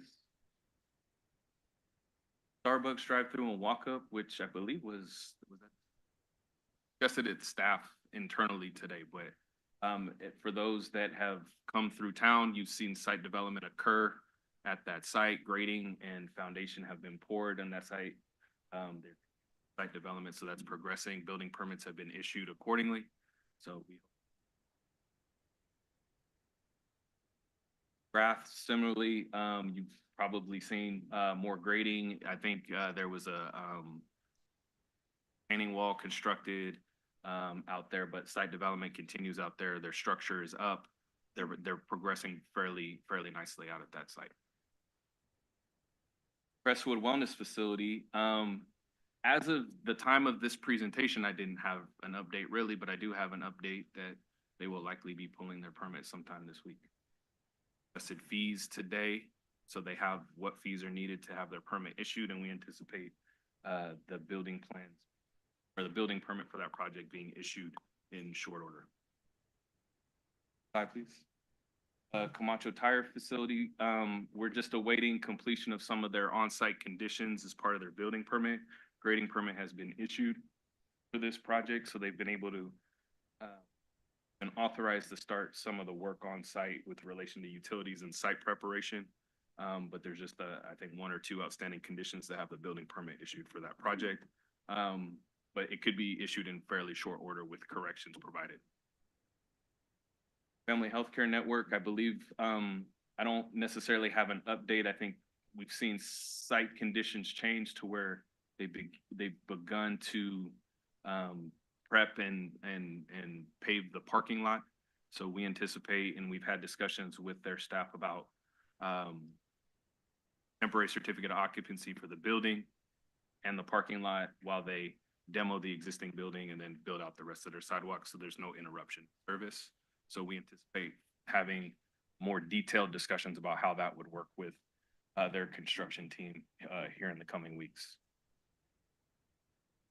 Selma Unified School District, I don't believe there's any updates with regard to their additional warehouse and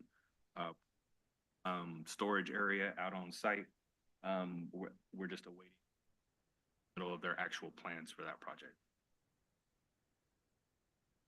Similarly, Selma Warehouse Lot 5, we're awaiting building plan submittal, so there's no update. Idle projects, Raj Apartment, no updates. That's the, I believe it's Thompson and Nebraska. Second Street gas station, similarly, we've had no movement on that project as well. All the states, the applicants have been given what they need to proceed, but we've received nothing from the applicant team with regard to that. And it was sweet, no update.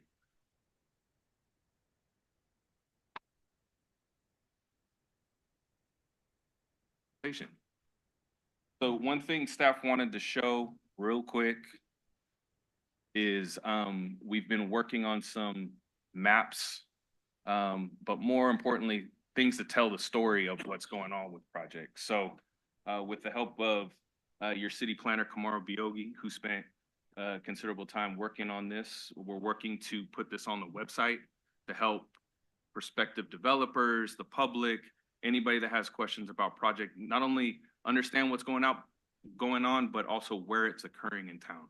So if you scroll, this is what's referred to as a story map. You can scroll the page and it provides like an overview map, which we can make available. But as you scroll, it provides detail and goes to each different location in town. You can click the site plan and workflow, and it'll show, hopefully, site plan and where it's at in the process. So if you keep scrolling, let it load, it'll show like a map of the location. And then if people have questions of what's going on in that area, they can move the map around, see what else is in that area. You can zoom in, zoom out. Another way for us to convey kind of what's going on in town.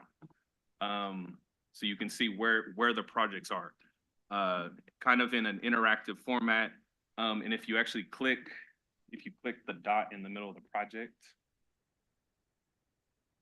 it should provide, if you hit the little right arrow on, sounded weird. What what it should show is, and we're still working on some of the details, it would have project name, date submitted, status, description, and those type of items on there. So again, this is just another way to convey a PowerPoint in a spatial format for the public, prospective developers to understand all the projects we have going on in town.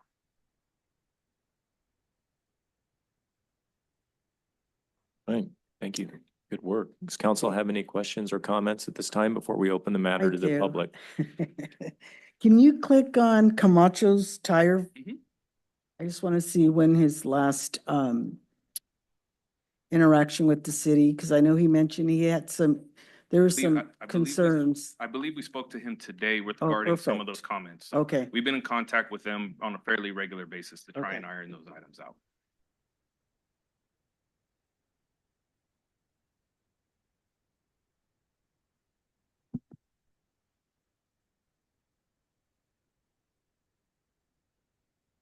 Any other questions or comments at this time?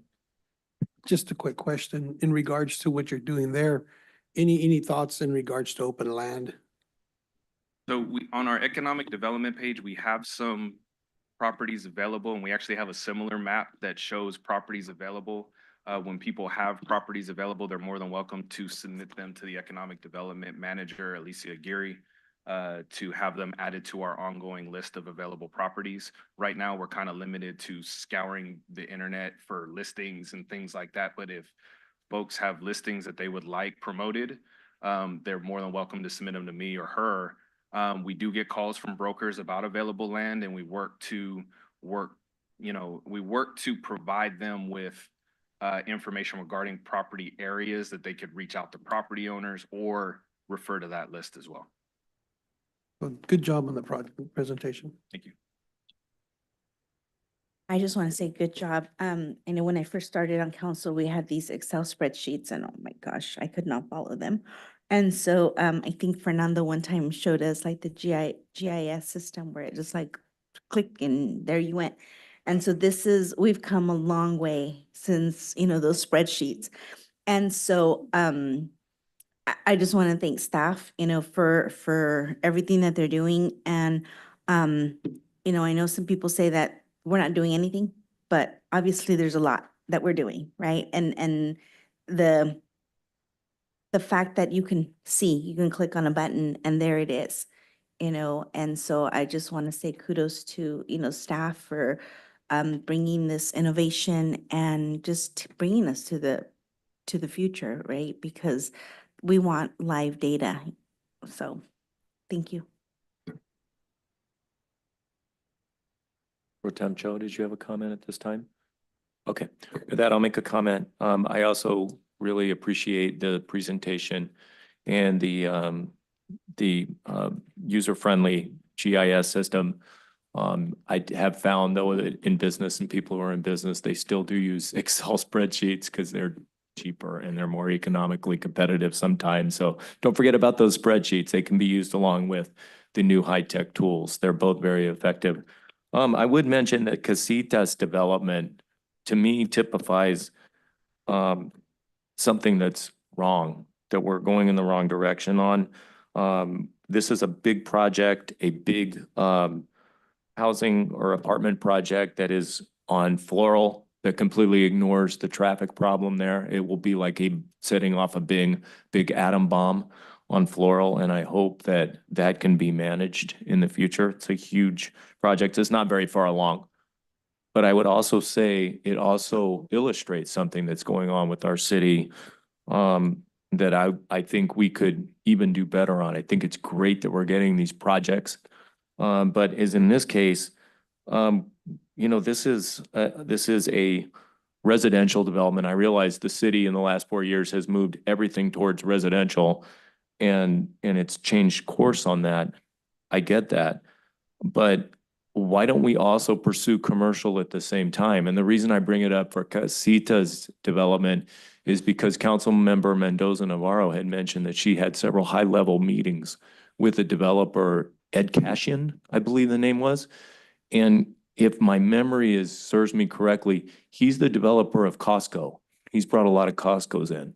So my comment at this time would be, why don't we have relationships with developers that leverage their expertise as well? So if we're having a conversation with a developer who has brought in Costco's and builds Costco's and they want to bring us residential, why don't we have a meeting that stresses that we should have both?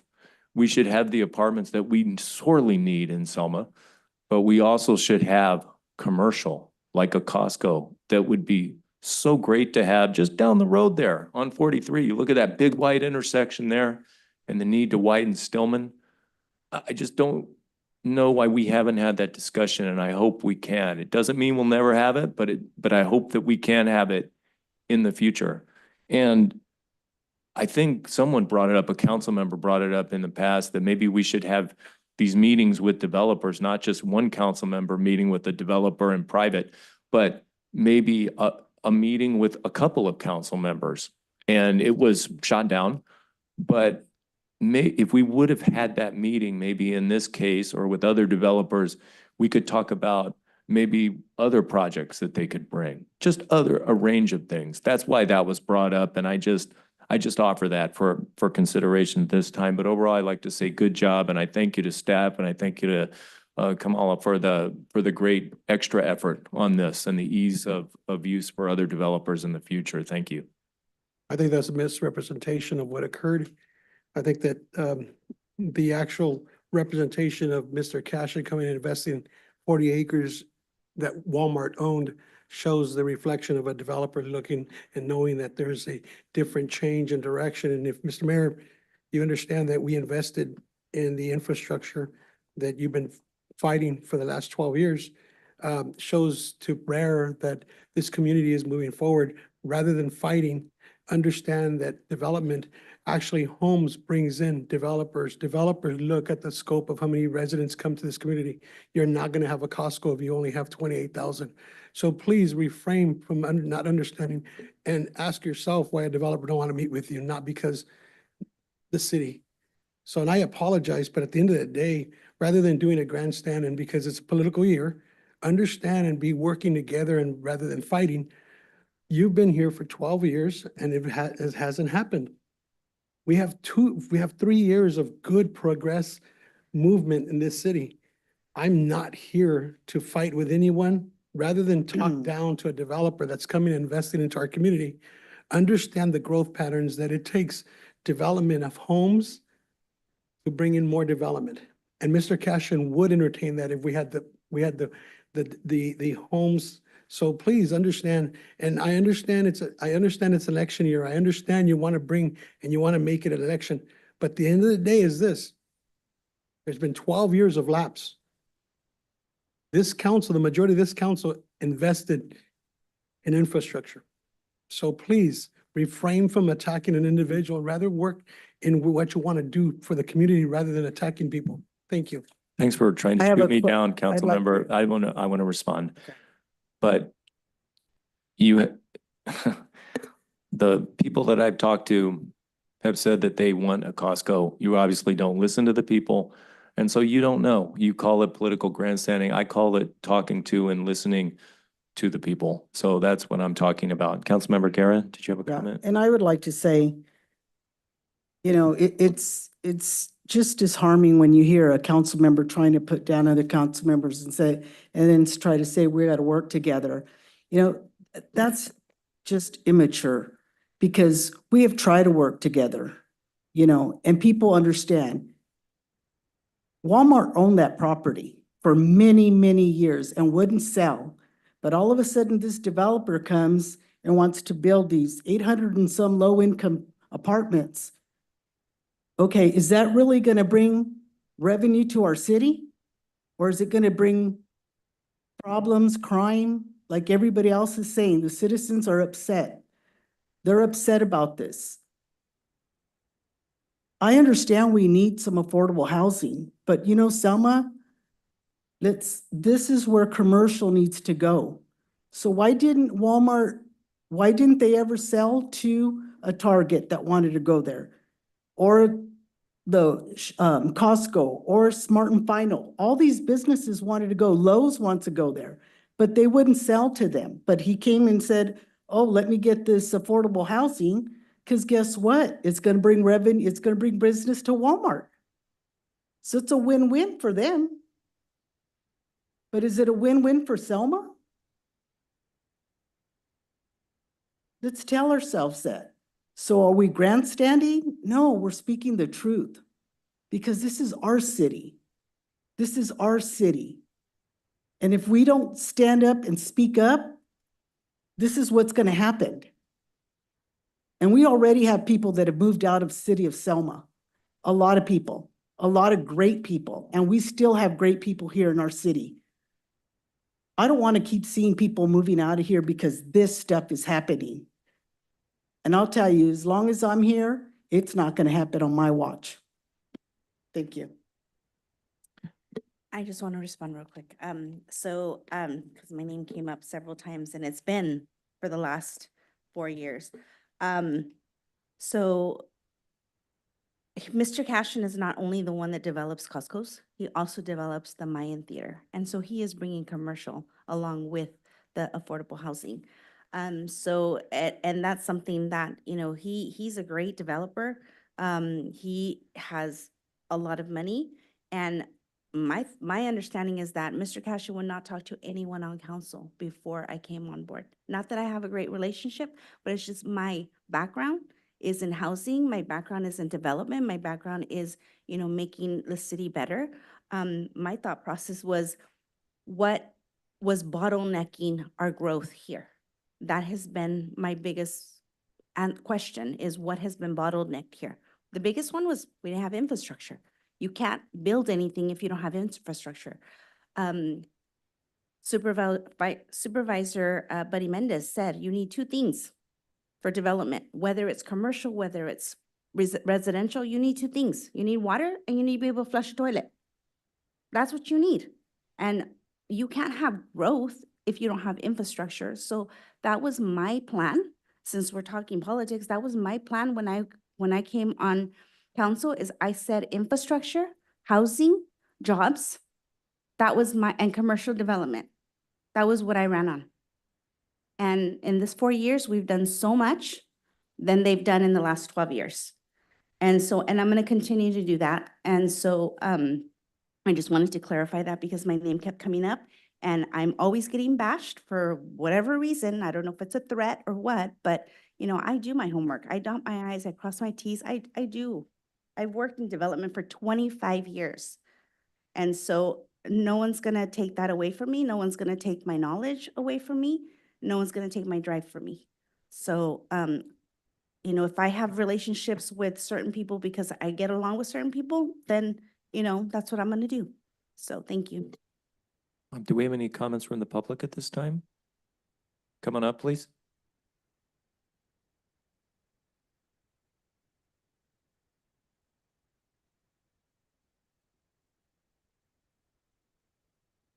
Santiago Segura Selma. You know, it's kind of interesting that Councilwoman Navarro bringing up, or it was brought up that the mayor was grandstanding because it's a political year, election year, but aren't you up for re-election? So aren't you grandstanding a little bit by telling people all these things, I did this, I did that, you know? Everybody's done a lot. The citizens have done a lot, and you're up there because of the citizens, not because of your experience or whatever, you know? And I'm sorry, but you can't, as councilman, allow Trujillo to talk like that to the mayor saying he's grandstanding when you're doing the same thing. What is it? The rules don't apply to you guys? Is that what it is? Is that what you're trying to say, Councilwoman? Is it? You know, it's easy to just point a finger and blame when you got the majority, but everybody's trying to do the right thing. And you talk about infrastructure. What about all those people that are gonna come in to live in those apartments? Where the kids are gonna go to school? The high school can't even have what they have right now. Have you thought about that? What's gonna support all the people that are coming in? What jobs do you have for them? Y'all gonna work at McDonald's?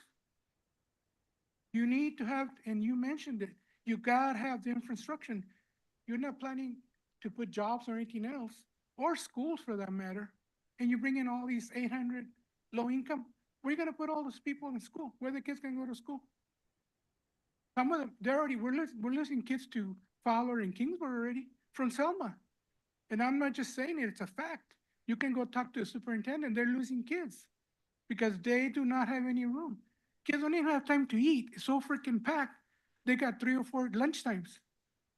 Kids don't even eat their lunch because there's no time. You're gonna bring another 800 units? What are you doing to Selma? You talk about infrastructure?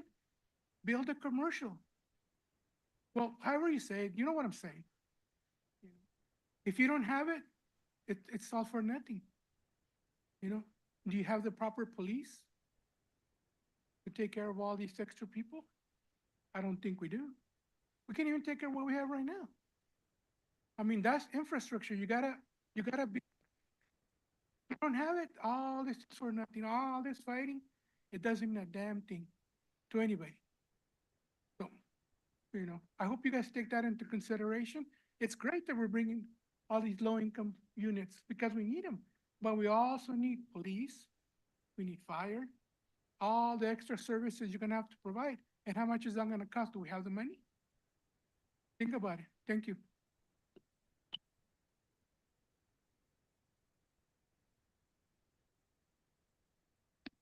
Okay, first of all, Trujillo, who's fighting? Nobody's fighting. You're fighting with yourself. So I don't know what you're talking about. All I see up there is residential, apartments, homes. Where's the balance? Where's the revenue? You guys are missing out huge on a Costco. You can't tell me you don't want a Costco. Why do you want to go all the way to Fowler? Fresno, Clovis. We have 3. You have the 99. You have Manning. You got people from Porter, people from Kingsburg, Reedley, Sanger, Fowler. They would all come here to bring that revenue. You would be creating jobs. You guys think so poorly and so sadly because you guys are thinking about yourselves and not us. Like I said it last time, we are here to serve you. No, you're not. You're not. Because if you were, you would listen to us. And you don't. Like I said, you guys don't care. Another thing is gas stations, car washes. We already have so many of those. Why do we need so many? How many? We just built a Chevron on 2nd Street. Why do we need another one over there? It's ridiculous. I don't know. You guys, I don't know. I don't know what goes through your minds, seriously. I don't know. Except for Mayor Robertson and Councilmember Guerra. Like I said, thank you guys for so much that you guys do. Yes, it's election time. Guess what? I don't care. I support him and I support her. I don't support you guys. Thank you. Anyone else with a comment? Hi, Lorena Betancourt. So again, we're here, you guys are up there just arguing and fighting and it's embarrassing. There's no need for the comments from Councilmember Trujillo. What we heard from, Mayor Robertson, we agree. I've been in property management for years, over 25 years. And yes, it's great that we're bringing housing and apartments to Selma, but we do need that revenue to come to the city. We need more shopping. I don't shop here anymore because of everything, the way everything is, it's packed. It's just, it's not comfortable anymore. Sometimes it's not safe, unfortunately. We want to stay in the city. We want the revenue for our city. We want to make our city better. What you demonstrate up there is not unity. You're not working together. No matter what the mayor says or Councilmember Guerra says, you guys are ready to attack. You're ready to just say something against what is being said. The lighting, regarding the lighting downtown, if one of the other 3 council members would have the idea that Councilmember Guerra brought to the table, would that have been thought of? Would that have been considered instead? You know, you expect us to respect you up there. Well, why don't you respect us? Because the comments, the mocking, the faces, everything that is being done, that's very truly disrespectful. And it's really sad to see that you guys are the ones that are leading the city. What are you doing? I don't understand. You keep saying you want public comment. We're here. But then we get mocked that we are the same people that come up here, that we're complaining, that we're always complaining. We're trying to get heard. We're trying to make you understand that what the decisions that you're making, we don't agree with. What else are we supposed to do? This is the time for us, right, to make the public comment. So if it goes one ear and out the other, then where are we supposed to go? You get upset because we do Facebook posts? That's the only way that we are listened to. So we're here, we're not gonna stop coming, we're gonna keep on, we're not complaining, we're expressing our concerns. There's no need for you to mock us, there's no need for you to fight, for you to be so disrespectful, especially to the mayor. It's embarrassing. That's not, you're a professional. You're supposed to be a professional. Do what you're supposed to. Do what we elected you guys to do. Thank you.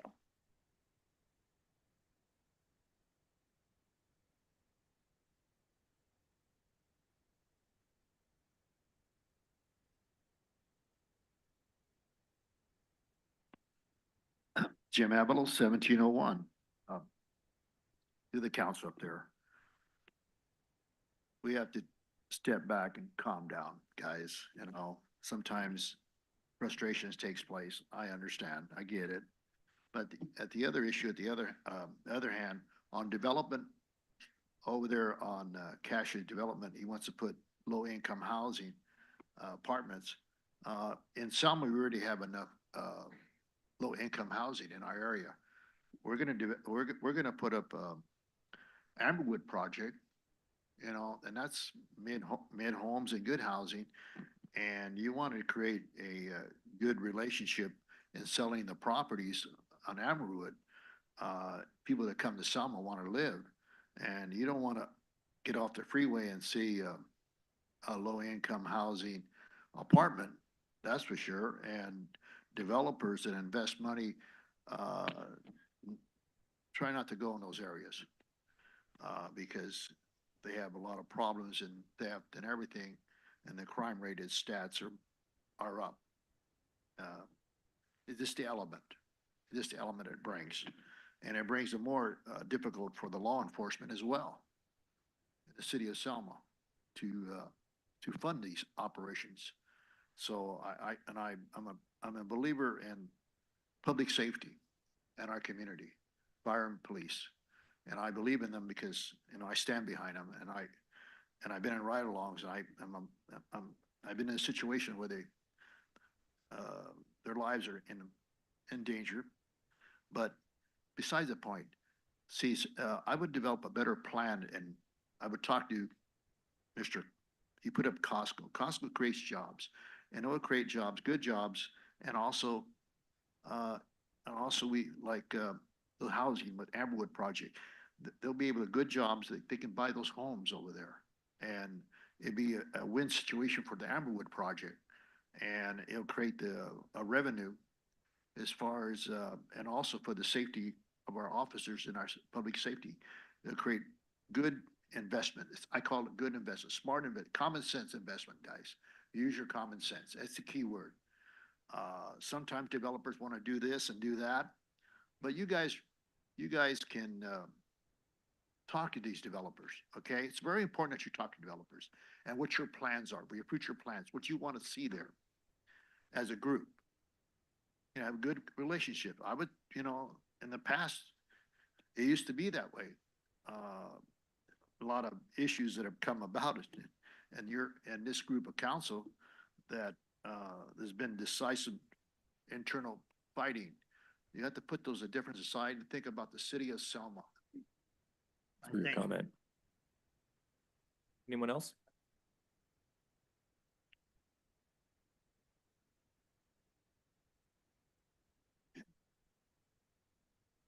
Michael Barone at 2003 Alton. The plans are nice to bring development, bring housing. I was born here and raised in Selma. It's been developed, been growth, but also you gotta look at the infrastructure. All this development is going to cost sewer lines, water lines, all the electrical lines, all this will have to be brought in. The impact in our schools. Is there going to be parks? It's going to be here, places where kids can play. In my neighborhood, you know where the kids play? In the street. This is what you're going to develop?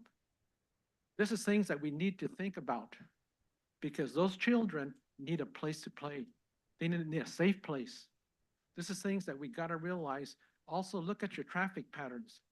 If you look right now, you go down towards Walmart, you see the gridlock just to go over there and come back. And there's stoplights that haven't been fixed yet.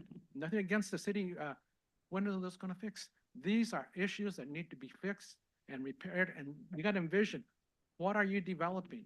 You gotta look at all the infrastructure, schools, all the roads, conditions, the traffic patterns. You just don't build something, and then how are you gonna get the people to move from one place? Also, public safety. Gonna stretch our police. Are you gonna have to hire more police, more firemen, and maybe another station, because you're gonna have outlined the time it's gonna take an engine, a fire engine to get over here, or a policeman. You're gonna have to have something. You're getting big, but you also gotta think of what you need in the future, not just only developing and developing. And another thing is, how are you gonna pay for all this? You gotta bring also business, you gotta develop in different ways. You gotta think a little bit. Do your homework. Don't wait until the problem is there and try to solve it. The problem is also that garbage, I hate to bring it up again. Somebody didn't do their homework. How come Kingsburg has It's a garbage? little off topic, Mr. Barone. Okay, but I'm just letting you know. Thank on you. That one part. Don't wait till the problem is there to try to solve it. Thank you. Appreciate your comments. Anybody else?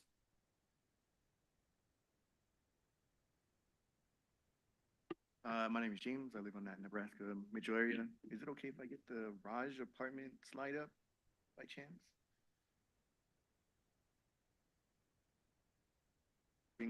While she brings that up, can I also get the Nebraska street? The lights are out. If I can get that kind of fixed up again. And I believe by, what was it, St. Patrick's Day, someone did donuts, hit the light. Ever since then, the lights have been out. There's also cameras there. Hopefully, police department know about them and they work, hopefully. All right, garage apartments. June 15th, I was outside rescuing a kitten from under my car. Seen a homeless guy try to go into the apartments. Called the cops, but they came very quickly. Thank you for that. They got him out. I came 2023, suggested build a house instead of your apartments. I got turned down because money. Apartments bring in money. Right across the street, that big old open lot. Could have built it there, but you didn't. So awesome, thank you. I believe the guy that owns AMPM had owned that land, but he might have sold it. But again, if by any chance a youth center, like I said, yeah, the Salazar Center is nice, but you're gonna build more apartments down the street. The Casa de Villa, I believe you said, and as well as the other apartments on Highland you're gonna build. That'd be nice. A youth center. Kids, and I believe you said PG&E is the reason why these garage apartments are not being built, as well as the Casa de Villa. Casa de Villa, I'm fine with. You can build those. That's a nice little, big enough area. This one, very small and not. I don't know how you guys came up with this plan for these apartments, but nice across the street. Also, that Mitchell Street. You can see the sidewalk, but on the other side, there's no sidewalk. And it's very compact in that area. I don't know, when's the last time you guys gone in that area?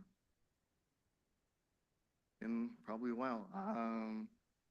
2015 used to be dirt, and I believe 2015 is when, all the way up to 2015, and then after that, sidewalk came in.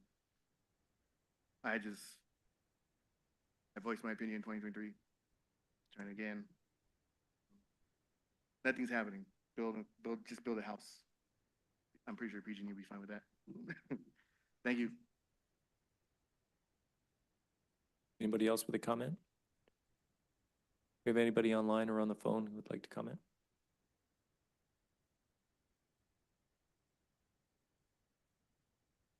Hi, caller ending in 657. Your line is open. Please use *6 to unmute your line.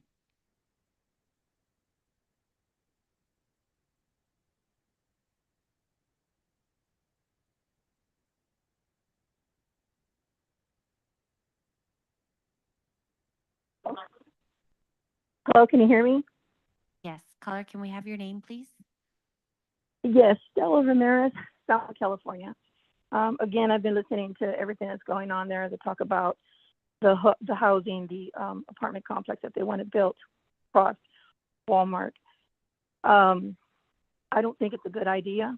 I disagree with Trujillo.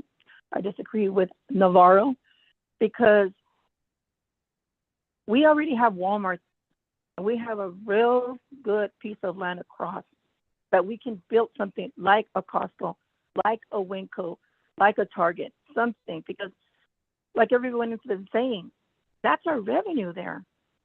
You're going to build a home, that's not going to bring revenues. A store would, because not only do you got the surrounding cities like Fowler and Kingsbury and Sanger that would all come over here, Wheatley, you also have the traffic on the freeway, people commuting north and south, Freeway 99. We're blessed to have that freeway here because they stop here, as a rest area. I even see campers out there in front of Walmart because they're permitted to park there overnight. And that would bring a lot of revenue. We're going to be building houses. We're going to run out of land. What are we going to build when we want to store something? What are we going to do? This city's just going to be apartments and houses. We got to bring jobs in. And that, I think, this is not thought out right. Again, also the housing, the free right there, there's a problem right there when you go under the underpass on the freeway. That needs to be fixed where the stoplight is at on Floral and Whitson on Floral and Highland. Because if you want to turn coming from Walmart and you want to turn left going to Home Depot at 5 o'clock, you got a lot of traffic backed up. That has to be fixed before anything. Because sometimes you've got people in the middle of the intersection, right there when you get off of the freeway on Floral, going towards like Jack in the Box. So you got to fix that before you decide to do a development there. But we need a Costco or something else similar to that. We need a store because I myself don't shop here. I go to Fresno or I go to Clovis. I think a lot of people go out of town. So that's just my opinion on that. Thank you. Anybody else with a comment?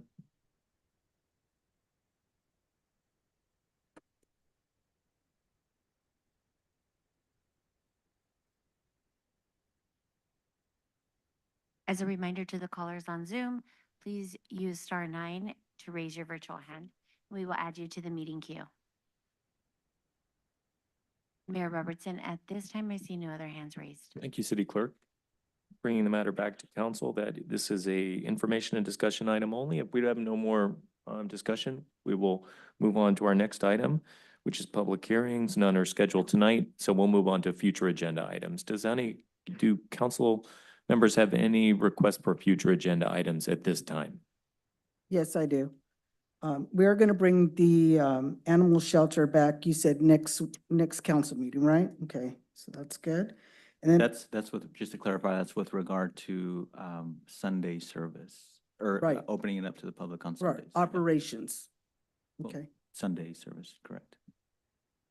What would the scope of that discussion item be? Just Sunday opening, or would we be able to discuss misters and other related items?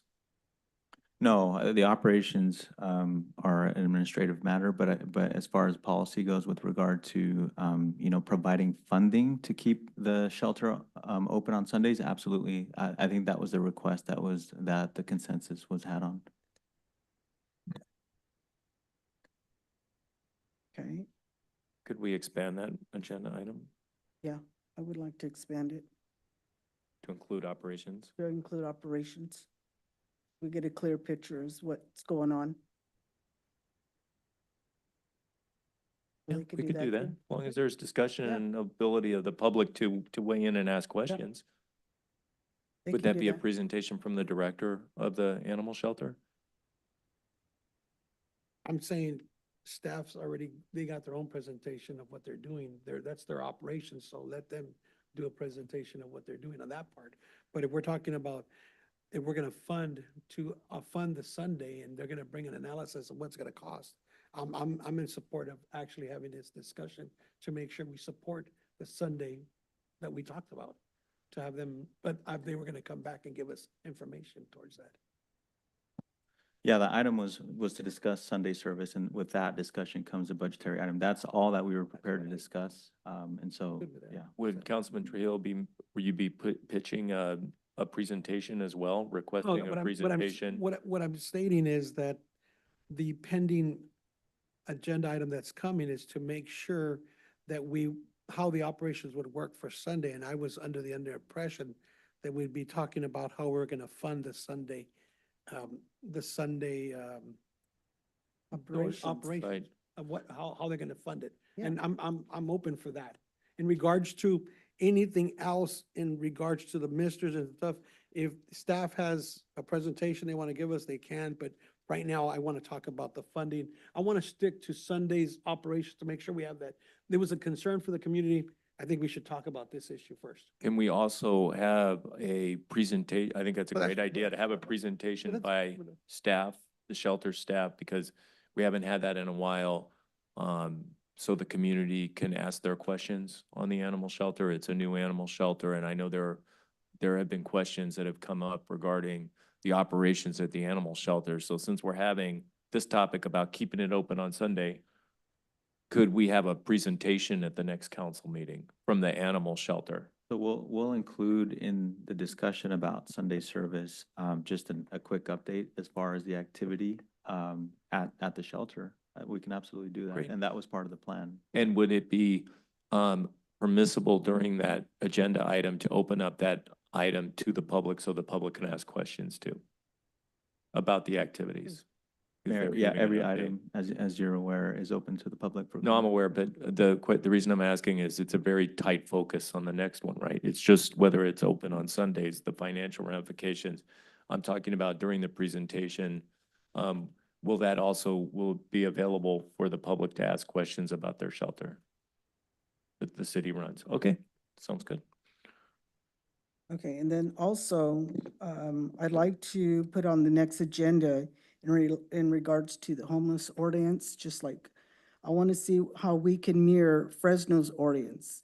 It passed 7-0 at their last council meeting, so I'd like to, get that on our agenda so that we can have discussion and see how we can mirror the same thing for, just like Fresno.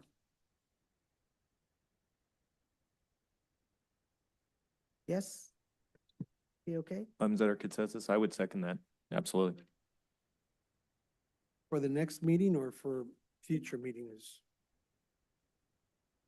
Well, How long is it gonna take How for long our staff will it and legal to review what's going on and what? I mean, I've already been doing that, but I believe we had the grants pass case discussion set for the September, what day is that? September 3rd? But it's Labor Day, so September 3rd meeting, but the next meeting might actually be better for me, just due date wise. I think, So, I think if we already have a uh, pending meeting, let's just yeah. keep it there. So I don't have any problem with doing it next meeting. the next meeting, okay? If that works on the staff's agenda and all of that with whatever other agenda items we have. So that'll be the city attorney's presentation at the next meeting on the ramifications of the grants pass decision by the Supreme Court. And kind of what you guys can do from there, which can include anti-camping ordinance similar to what Fresno has done and a lot of other cities are doing, so. So we can request at that meeting after your presentation, Direction a to, direction for potential agenda item or just direction to mirror the Fresno ordinance if correct, the council That'll be the Which is first to- chooses, first okay, step for us to start. correct. the majority, okay. Just to clarify, was that the September 3rd meeting or the August 19th? August 19th. Oh, got it. Thank you.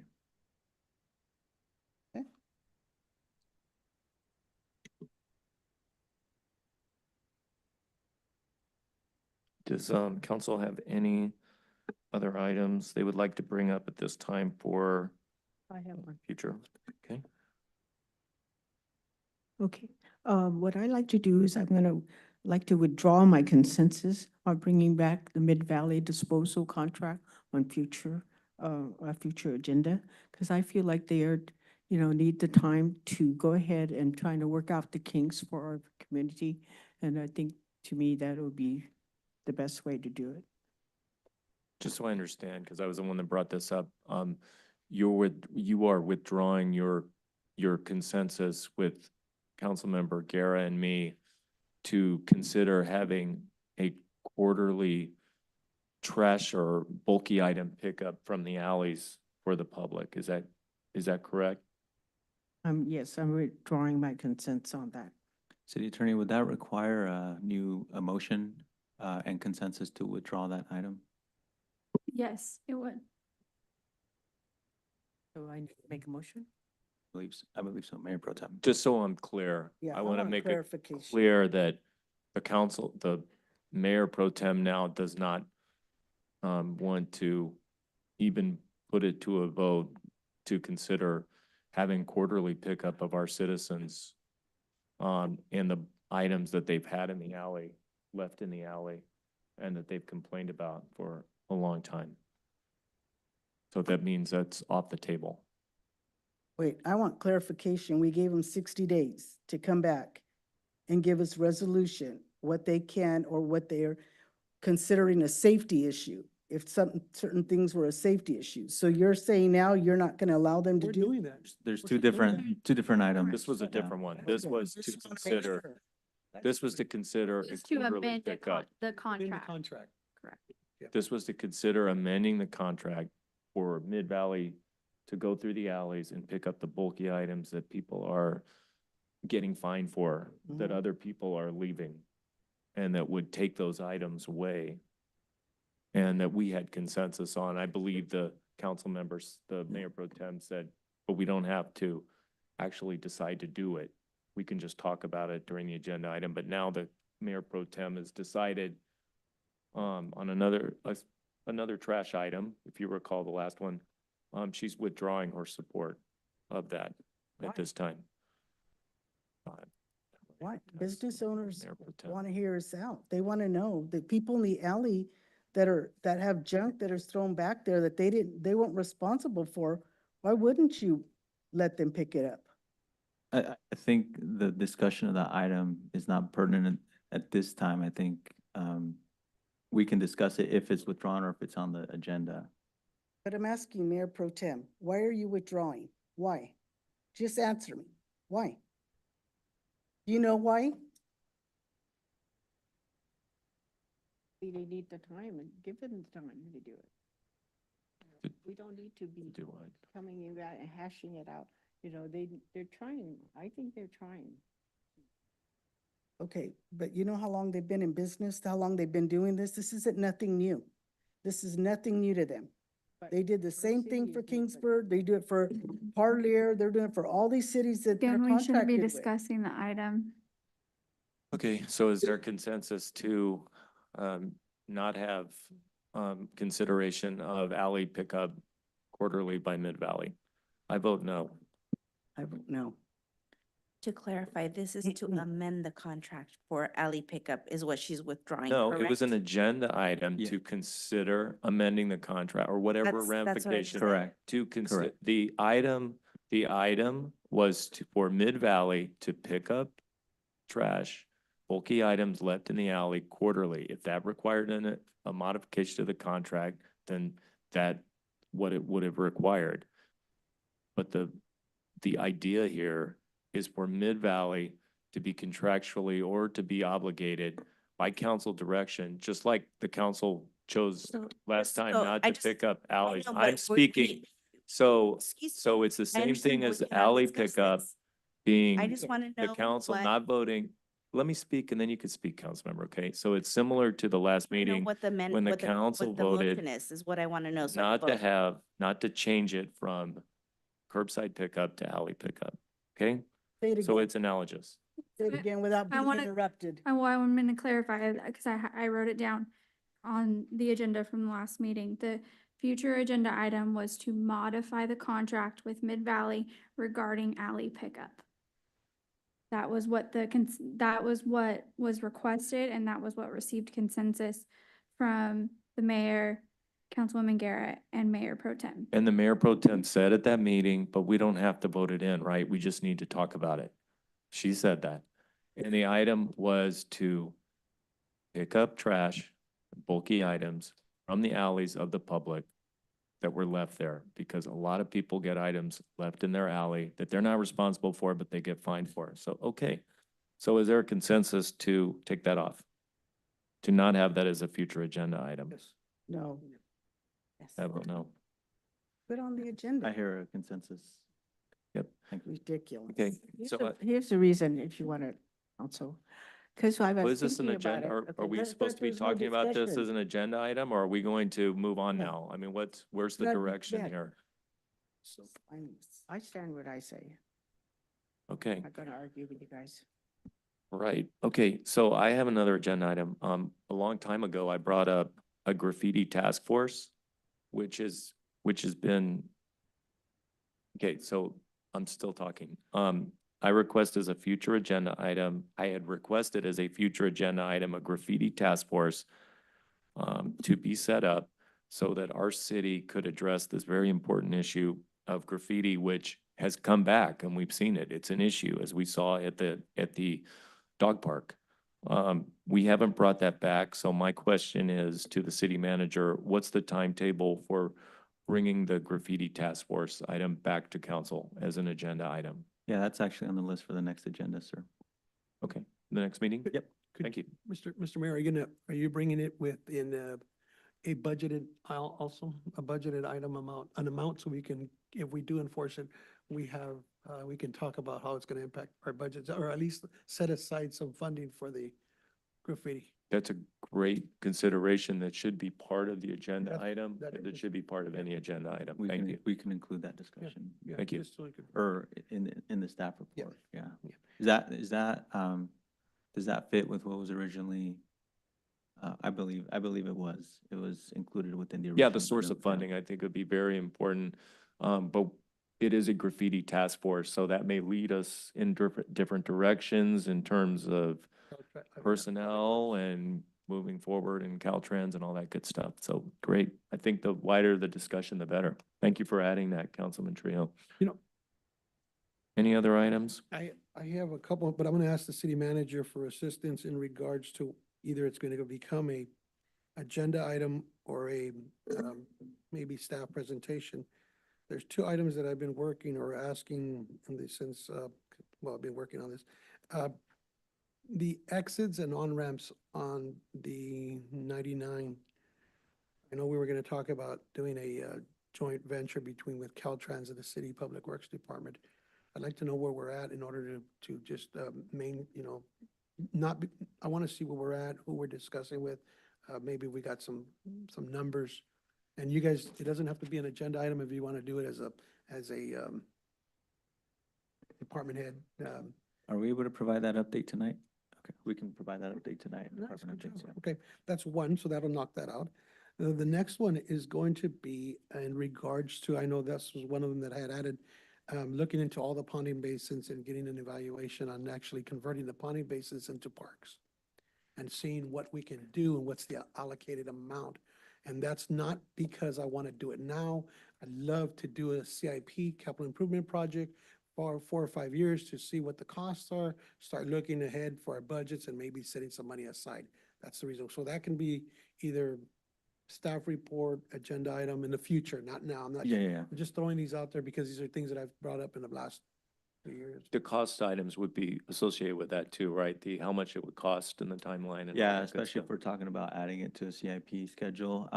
What we can do is tonight provide an update as far as the progress that's been made on that Yeah, front. yeah, I see And then progress. we can bring back a more detailed, analysis of Cool. the cost, et Cool, cetera. that's good. Okay. And the last one is going to be just, you've probably done it before. Sorry, I just need to obtain some consensus for that Oh, particular item. yeah. Last one. Pioneer Village. Where are we at? What are we doing? And even if you could just give us an update, please, because that's a really important topic for our community. Thank you. If that's That okay was with on you. the agenda for, what do we have? Was that the next meeting? Yeah, but our community services director can provide a brief update and then we'll go into more detail at the next agenda. Okay, with that, we'll move on to departmental reports. City manager? Thank you, Mayor, members of the council. Just really quick, I wanted to, first of all, welcome the new staff once again. We're really excited to have you and part of the Selma family. Wanted to thank code enforcement. They've done a great job recently with addressing a lot of public nuisance issues. If anybody has noticed, recently a few rusted light poles that were on Whitson Street, Whitson and Second, were removed at actually my request. I sent a text over to code enforcement to work with the property owner to remove them because they were very unsightly. I believe it was an old dealership on the corner there of Second and Woodson, and they got right on it and worked with the property owner to remove it. Obviously, it's a lot easier when you have a cooperative property owner, but nonetheless, I think code enforcement did a fantastic job getting on that. And just want to say thank you to our planning department, Kamara, Lupe, Trevor, Miriam, and to an extent Alicia as well. A lot of the discussions that they have with developers are very complex discussions that have a significant impact on how the community develops. Just a quick, example with the Cashin project. We've always heard from the community that additional development on the west side of the 99 is going to be a significant impact to traffic. And what the planning department has done was set conditions and requirements on the developer, Mr. Ed Cashin, to make sure that Floral Avenue actually connects to Stillman Street. I know we've heard from other developers and private business owners, for example, Dwight Nelson, who's come to Planning Commission and City Council asking for Stillman to be expanded and developed. And that's what we're getting with the Cashin project, because our planning staff has had those difficult conversations and made sure that if you're going to develop in Selma, you're going to develop the right way. And that's what we get with really competent and experienced staff. So thank you, Deputy City Manager Jerome, for making sure that we're upholding the city standards. Other than that, just wanted to say thank you to our public works staff as well, who have worked extremely hard to keep up with the maintenance. I know we're a little short-staffed at the moment for different reasons, but they're keeping up, and just wanted to let you know how much we appreciate you, as well as community services. We have our community services director back, but in the meantime, Liz Martinez filled in very well and was very impressive in terms of follow-ups and her relationship building with the public. And of course, fire and police have continued to do a great job with public safety as well as animal services. So all around, great job from the staff, and thank you to the council for your continued support. That's all I have. Thank you. City attorney? Nothing to report. Deputy city manager? I would just like to echo the sentiments of the city manager with the planning staff. They spend time walking people through complex issues on a daily basis, and they just do a great job communicating with the public what those requirements are and what the expectations are. And I think setting expectations from an early period with a lot of developers kind of sets the tone with what you can expect on the back end. So they do a great job of doing that. So along with the city manager, I want to thank them as well. In regard to a couple of the items that were brought up, the Caltrans maintenance agreement, we've had discussions with Caltrans. We've gotten preliminary numbers on what they've spent over the last 5 years on average on those interchanges, and we're preparing a counter of what it would actually be to maintain those areas, because it's obvious that the amount of maintenance that they've done would not be to the level that we would expect, right? So what we're working on is a proposal back to them with real numbers similar to our LLMD estimates that we've done to show what the actual cost is to maintain those areas at a level that reduces fuel for fire, visibility, and keeps debris down for any people that want to occupy the on-ramps, which I know is a different issue, but we're working with Caltrans, and I think we are working on finalizing those numbers in the next week or two to get back to them. We had a meeting today to discuss Parks Master Plan, which is being done in coordination with the storm drain master plan to identify the basins that have the ability to be converted into park space or open space. So staff is gonna be receiving an administrative draft for the parks master plan within the next week. With regard to the storm drain master plan, the consultant is finalizing their modeling data to show capacity within those basins if there's needed improvements. But I believe with both projects, there will also be a draft CIP attached as either an action plan or an implementation plan to show what the budgetary impacts are based on the recommendations in the plan. End of report. Okay, administrative services, Ms. Benegas is not here tonight. Do we have a report from there? From that department? Nothing to report. Thank you. Thank you. Community Services Director Amy Smart. Good evening, Mayor and council members. First, I would also like to echo City Manager and thank Liz Martinez and Nicolette Anderson for filling in for me. Sorry if I get a little emotional. You guys know who I am. To be able to take time off and focus on your recovery and know your team has it under control is an incredible blessing. So I'm very proud of them. They did an amazing job, and I'm happy to be back. So with that, I do have a couple updates for you guys. So if you guys want to get your pen and paper ready, I'm going to give you guys some dates because you know how I roll. The very first thing that I'd like to talk about is in September, we're going to be bringing quarterly Selma Starry Nights, and that'll be held over at Brettlinger Park at the new park there. The vision with that park was not just to have a place where kids can play, but also incorporate STEM and activities and things for our community into the future. So we're partnering with the Central Valley Astronomers Club out of Fresno, out of the planetarium, to really bring these kind of fun, interactive learning opportunities for our community. So September will be the first one, so keep your eye out for that.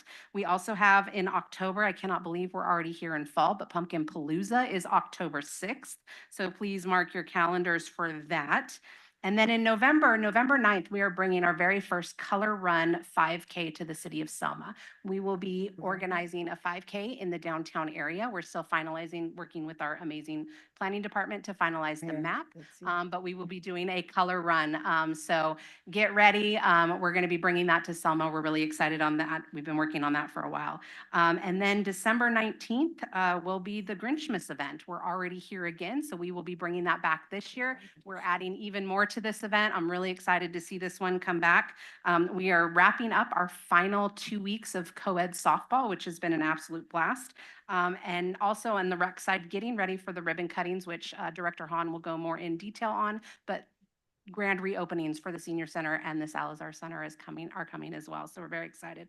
And last but never least, the Selma Arts Center. One of the things that we've really been working on is our communication strategies and how we're moving forward into the future and communicating what we're doing. So the Art Center has created a monthly newsletter that they will start to be distributing, filled with all of the information that we have coming up in the next month. So just to give you guys an idea of what's happening there, we have several shows. We have The Evil Dead that'll start August 16th.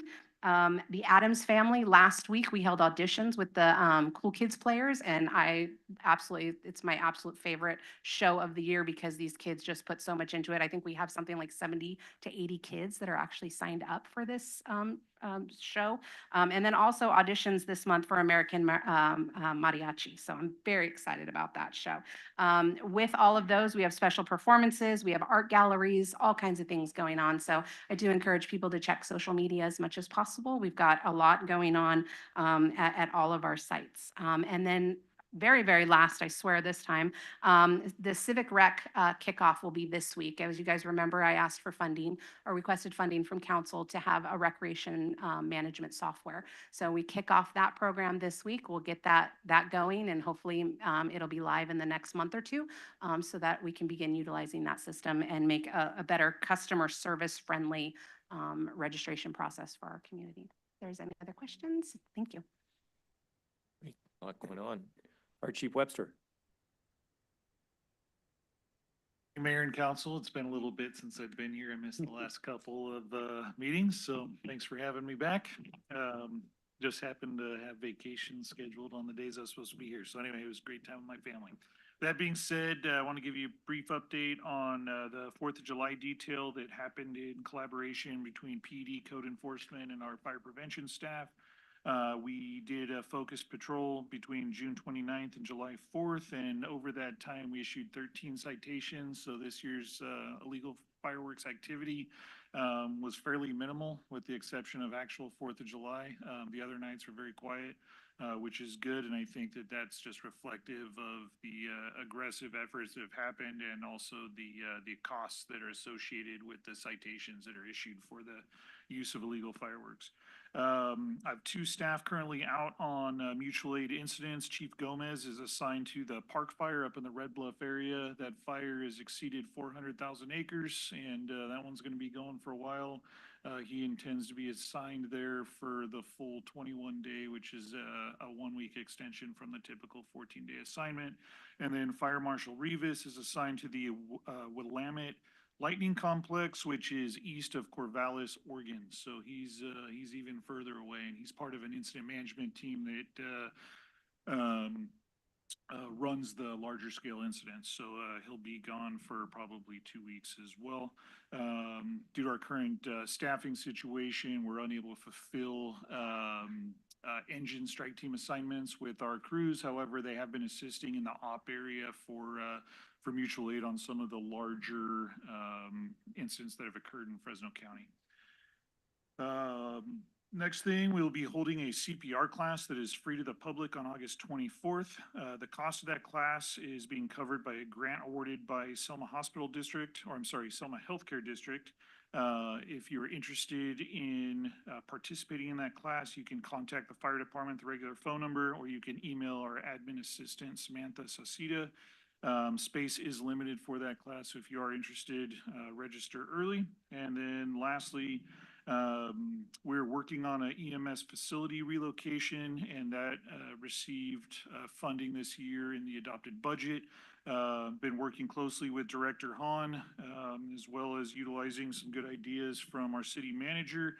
Due to the unique needs of that facility, we've definitely knocked on a lot of doors in the city, and we're trying to seek out what's going to be the best location to serve the needs of that group. But we definitely have some promising things on the horizon, and hope to be bringing some ideas to you guys here shortly. So, end of report. Thank you, Fire Chief. All right, City Clerk, Public Information Officer.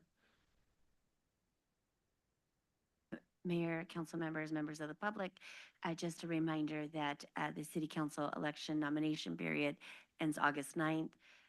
Anyone interested in running for mayor, District 1 or District 4, this is your time to submit nomination paperwork.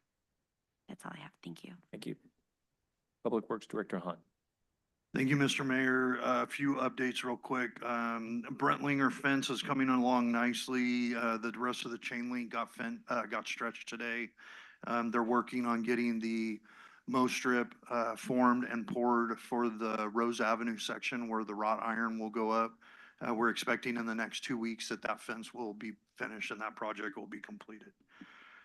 Senior Center, super excited. Tomorrow we're actually doing our punch list walk with our building inspector, Matt, with Yamabe and Horn staff, project managers, and the general contractor, as well as Public Works and Community Services staff. This is the punch list where we'll walk through with the contractor and address anything that we see that's part of the project that needs to be addressed. It could be as little as touch-up paint or putting a cover over a receptacle. So that's where we're at in that process. Super excited about that. AC units got set last week, and we actually got 2 of those units in storage that we can utilize at other buildings. So we're looking at other places that we can actually install those units and utilize them. So Senior Center is real close. The thing I'm most excited about, and I've been talking about it since I got here, Salazar Center.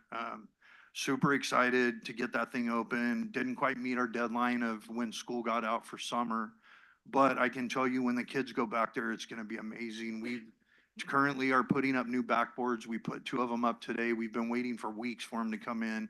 2 of them went up today. 2 will go up tomorrow. We've got the splash park working with like 8 of the 12 jets that are actually working. We are trying to work through getting the other jets functioning and also training our current staff how to maintain it properly. We're utilizing a pull service that also is used by Selma Unified to come out and consult with us on how to properly maintain that system. The steel doors were installed today. They're gonna come back tomorrow, which was another piece of the Salazar project.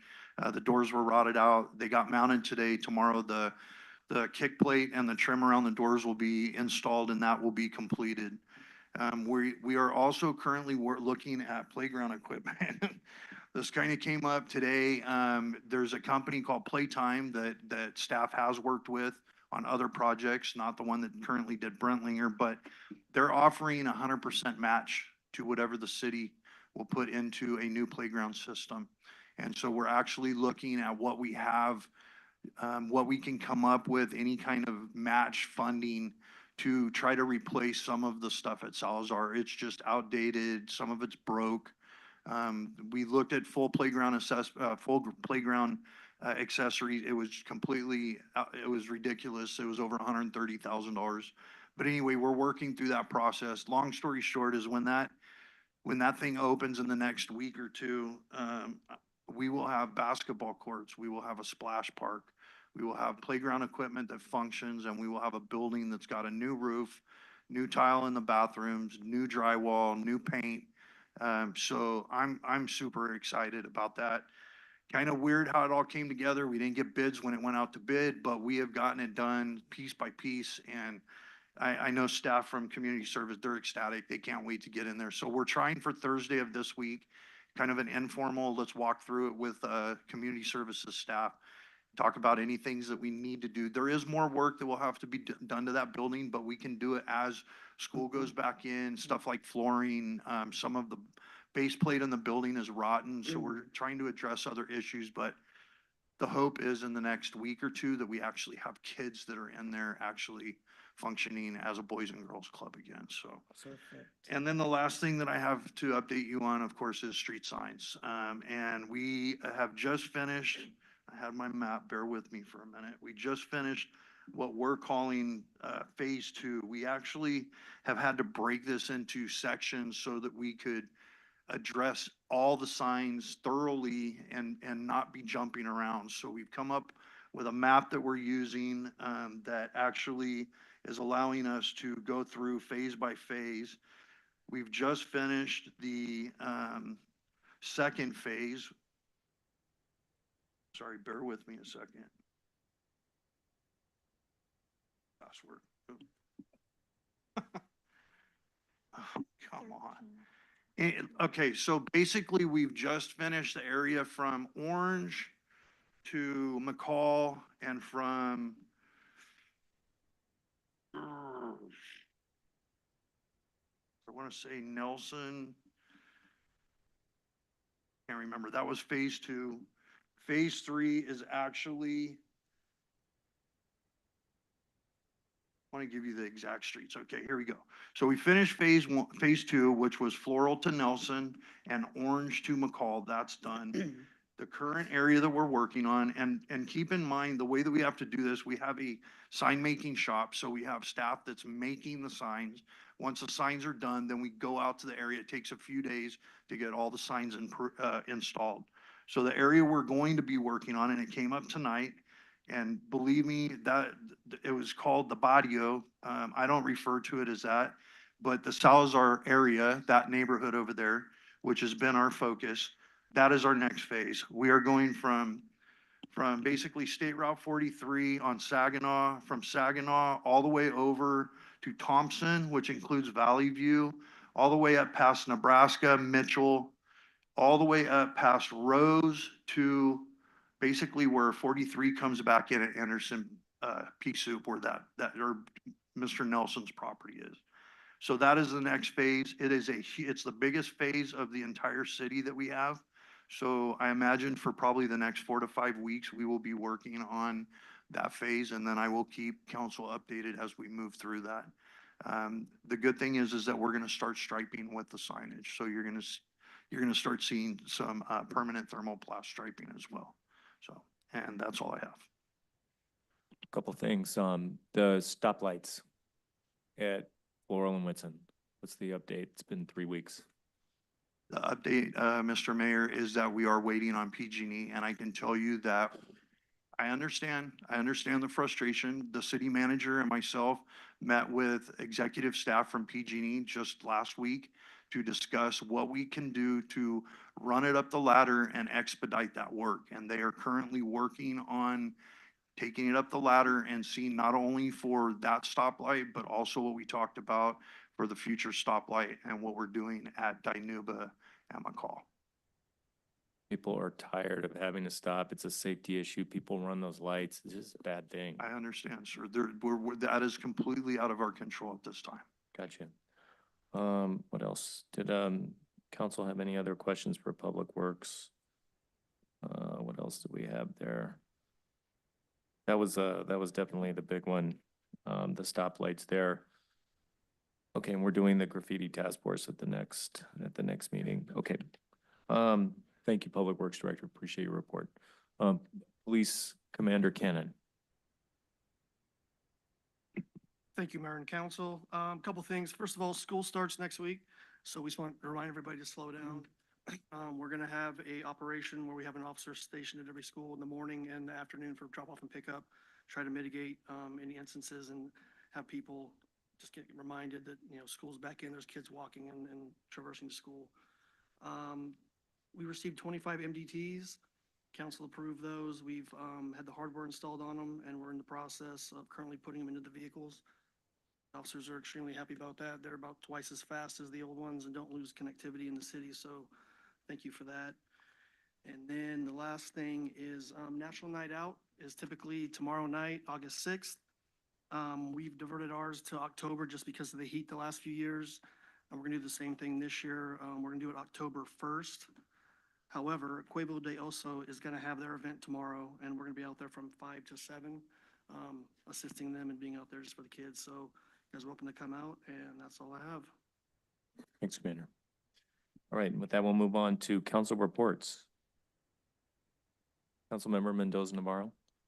Yes, I just want to say again, welcome to the new staff. We're excited to have you here, and I almost, well, never mind. I actually took vacation. My family and I went to Indianapolis for 5 days. We had a really good time. It was an event that hadn't been in the United States for 83 years, and so it was a really good event. It's as everyone knows, I've never put my faith aside for anything. You know, that's my relationship with the Lord is very important to me, and so I've never put it aside for politics, for anything. So it was a really good event for me, and to have 55,000 people that are in the same area, and just there was no negativity. It was really a time for me to really reflect on what is next. And so there was a lot of clarity. And so it was a really good event. As I was there, I got to look at the different buildings and structures, and it was just really nice to be out and about. I did also have to travel for work. I went up to the San Francisco HUD office. And in the 25 years that I've been in housing, I've never been to the headquarters. So it was really nice to go up there and meet with the director of HUD. And some of the conversations that we had, not really stemming about the homeless or unhoused issues, but we did end up talking about that. And it's, of course, the common theme is, we can't arrest somebody for not being housed. The ordinances, we really have to be careful on the ordinances. And I know we're gonna have more discussion on that. But it's just one of those things that, there's not enough housing for the people that need to have this housing. I also attended a disaster response and prevention training, and in my kind of update with city manager this morning or this afternoon, it was really important for us to make sure that we have relationships with not just the county, and having that task force, but it's also having relationships in place or MOUs with hotels and maybe the schools, and just maybe your neighboring, just actually everybody. And we had some people from Hawaii that were actually speaking and really talking about what happened in Hawaii, what happened in Paradise. So it was really an eye opener. I know a lot of this is for work, but a lot of the stuff that I do at work, it really comes back and I really apply it to our city and what can we do? And, you know, do we have this in place? Do we not have this in place? But that was one of the things that, you know, some of the things that I've been doing. Again, just want to thank staff for all their hard work. And, you know, it's really good to be here and I just really enjoyed being away, but I kind of felt like I had been away for a really long time, but it's good to be back. Councilmember Trujillo? Yes, I just like to thank staff for all the hard work. I'm not gonna pinpoint individuals because everybody else has been doing a really hard and good job. I really appreciate all the hard work everyone's doing. Um, You know, the items that I participated at 2 events, and I apologize, been going through a really hard time these last 3 months. We have, you guys know I had Max, my dog. He's 11 years old. He's gone from crawling, he's gone from walking to crawling right now. So we're going through a really hard phase right now, and he can't walk, so we're lifting him up, and we're going through those hard times, and that's what dogs go through, right? And we just gotta take care of them. And it's really funny when we talk about the animal shelter and what we're talking about. So just think of, we have 2 dogs, and one of them's already getting to that stage where he can't walk, right?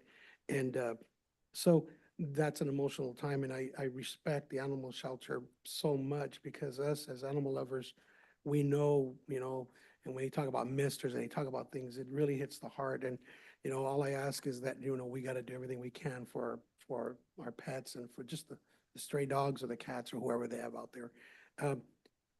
But I want to make sure that, you know, I was a little skeptical in regards to what the BID was doing out in downtown. And I went out there twice and I actually seen the pros of what they're actually doing. And, you know, I told them I support them 100%. And, you know, when we start things and we start something, it may not gravitate right now, but we need to stay doing it. We need to be consistent. So I want to give a shout out to all the individuals that have been the BID, the arts, the city, Public Works, everybody that's been out there. And it was hot, you know, and they're adjusting to the sun, they're adjusting. And, you know, our community, you know, we want things, but at the same time, we critique things, but at the same, they're not being mean. They're just saying, hey, can we get this? Can we do that? And I really appreciate our staff by, you know, listening and smiling and saying, hey, yeah, we'll do this next time. So I really want to give a big shout out to my, the staff that's been out there doing that for our Friday nights, because it's really, it's really nice to see our staff being out there and committing to make sure on something that's going to become beautiful in the future. And I just want to end it with this. It is hard to bear when you have no kids and you have puppies, right?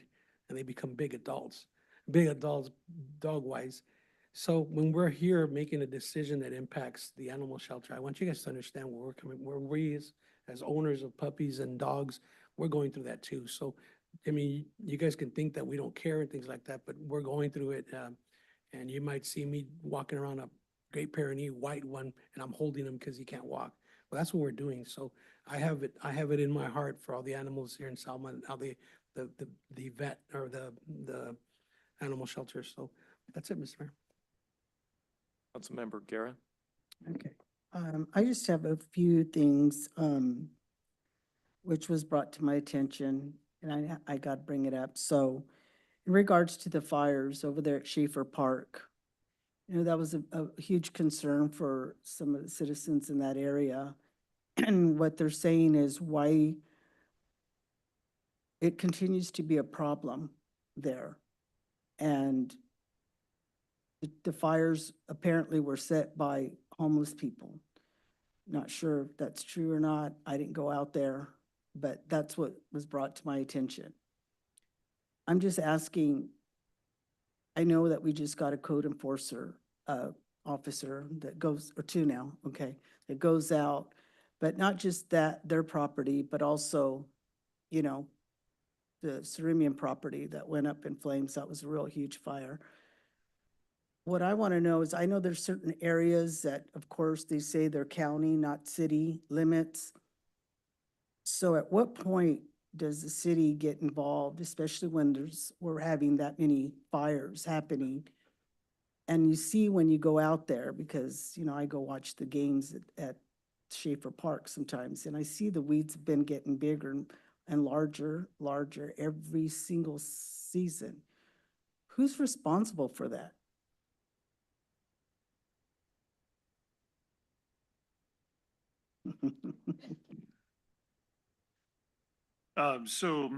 Being a relatively new fire chief here, I've been here for just about a year. I look back at statistical information regarding fire activity within the city, and year to date, our actual grass fires are down 12% from the previous year. So as busy as it does seem, there's actually fewer fires this year than there have been.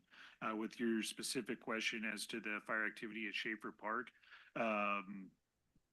it could be speculated that it was started by homeless activity. However, there's nothing that points to that direction, and the actual vegetation in that area just has challenges with regards to fire suppression without actually going in and removing all of those fuels.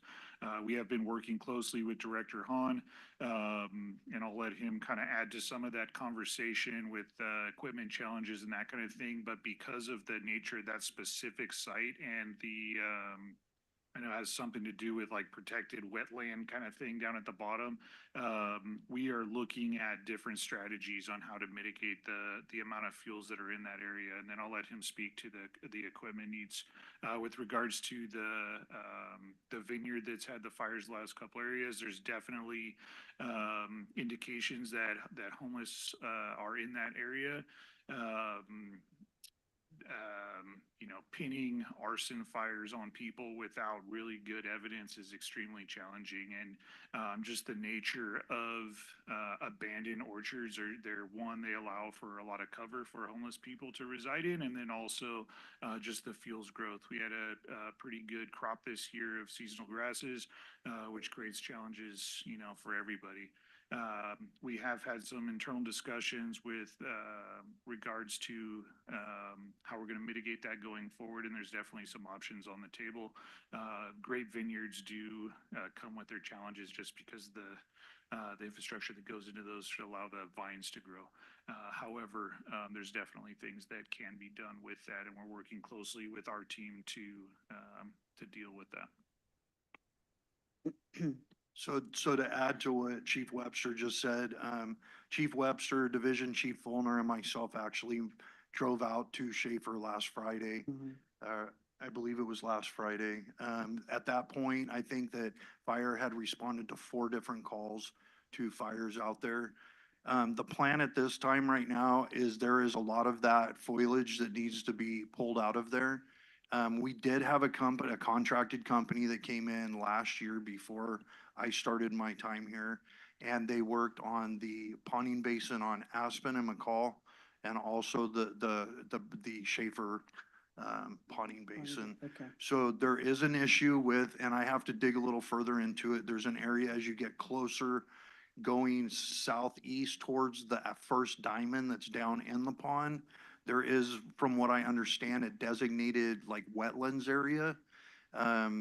To what extent that it legality wise, I haven't looked into anything that specifically states that as a wetlands area, but we are going through a process of looking into that and getting the equipment down there to actually remove the stuff up along the fence line where it burned really bad.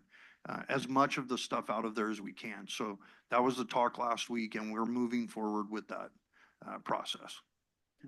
Councilmember Guerra, Deputy City Manager has an update with regard to the property owner on at the Amberwood site. Okay. Yeah, I reached out to the property owner to inquire, what had been occurring, what his understanding of how the fires were set.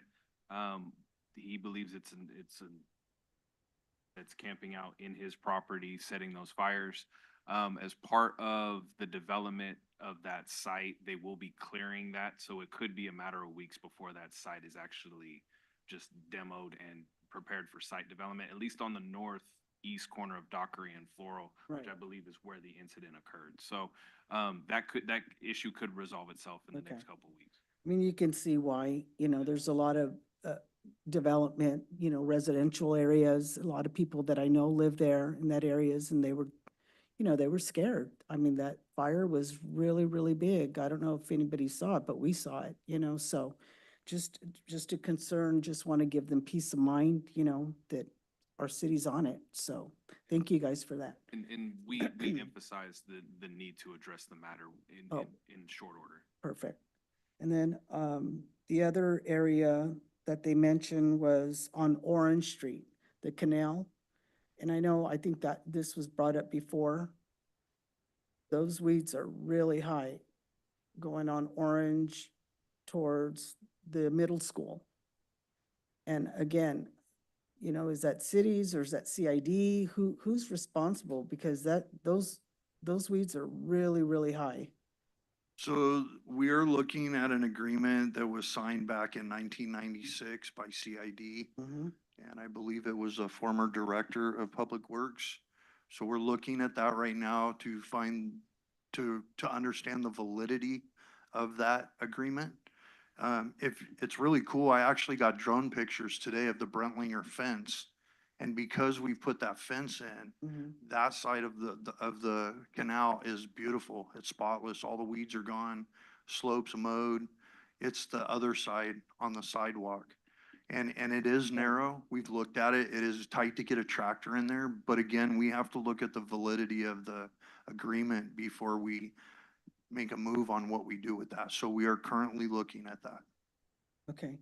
And then the last one is going on Second Street, like you're going on the off ramp, going south. No, I'm sorry, going north. And those weeds are about 7 foot high. I get it. That property's what, deserted, maybe, I don't know who owns it, but it's bad, really bad. That's actually Caltrans right away, and it is part of the assessment that we're doing to come to an agreement with Okay. Caltrans for maintenance of that area. Even though it's gated up? 'Cause Yeah, that's the one that that's has the still gate. Caltrans right away, right Okay. there, yeah. Okay. It's the Mendron property, I think is what you're referring to, where the so. signposts were removed. And we're in constant contact with that particular property owner. I think they had disked it around this time last year, and it's just a matter of getting them back out here to do that. So I'll make sure to follow up with code enforcement on that. Okay. Okay, Mayor Pro Tem Cho. Yes, I'd like to go ahead and welcome the new staff also. And thank you for the city staff for all the hard work they do for us. I got a few things. Central Valley Lioness Lions Club did the Christian Cafe a couple weeks ago, and we served almost 50 people, so there's a need out there, I think. I did attend a Kings Basin Water Authority meeting, and we went ahead and passed the budget for this coming year. I attended a Louis Cardoza Scholarship Fund at the Portuguese Hall, and he was a longtime member of the Portuguese Association. They used to cook for us when we were doing our events at the hall, so that was a really nice event, so. You. We served dinner as well at the Christian Cafe. You have different teams. We served last week. It was very nice, and there is a need. It was really hot. And they just have fans. They don't have AC. And I really, one of the positive things without getting into the politics is when there are elections, there's change. And different boards award great things to different organizations. And I really thank all the nonprofits in our city who do such a great thing, volunteer out of the goodness of their heart and do things for our city. And I appreciate that. And I look forward to our nonprofits being able to serve the public again. I attended a Fresno Council of Governments meeting Thursday evening. It was a long one. It was definitely a productive one about Measure C. Mayor Dyer was there talking about Measure C and how important it is to renew that. And a lot of this money comes from Measure C. We really need to renew that in 2026. So it's coming up, and hopefully we can move forward on that. As we mentioned, or as the deputy city manager mentioned earlier in his list of projects, that maintenance facility for the FCRTA It's really cutting edge. They make more energy than they use. I mean, they're gonna have excess energy out there. It's just a state-of-the-art facility. Looking forward to that opening. I know we've had some politicians coming around who want to look at it, and people from around the state who want to look at it, energy people. So we're on the map. You know, Selma's on the map, and we are pointing, going in the right direction. Want to thank most of all of you for coming out tonight, and everybody who's watching. You make us what we are. You're the reason we're here, and we exist for the public. So thank you for everything you do for our city. And we look forward to seeing you again at our next council meeting in 2 weeks. Good night, everybody.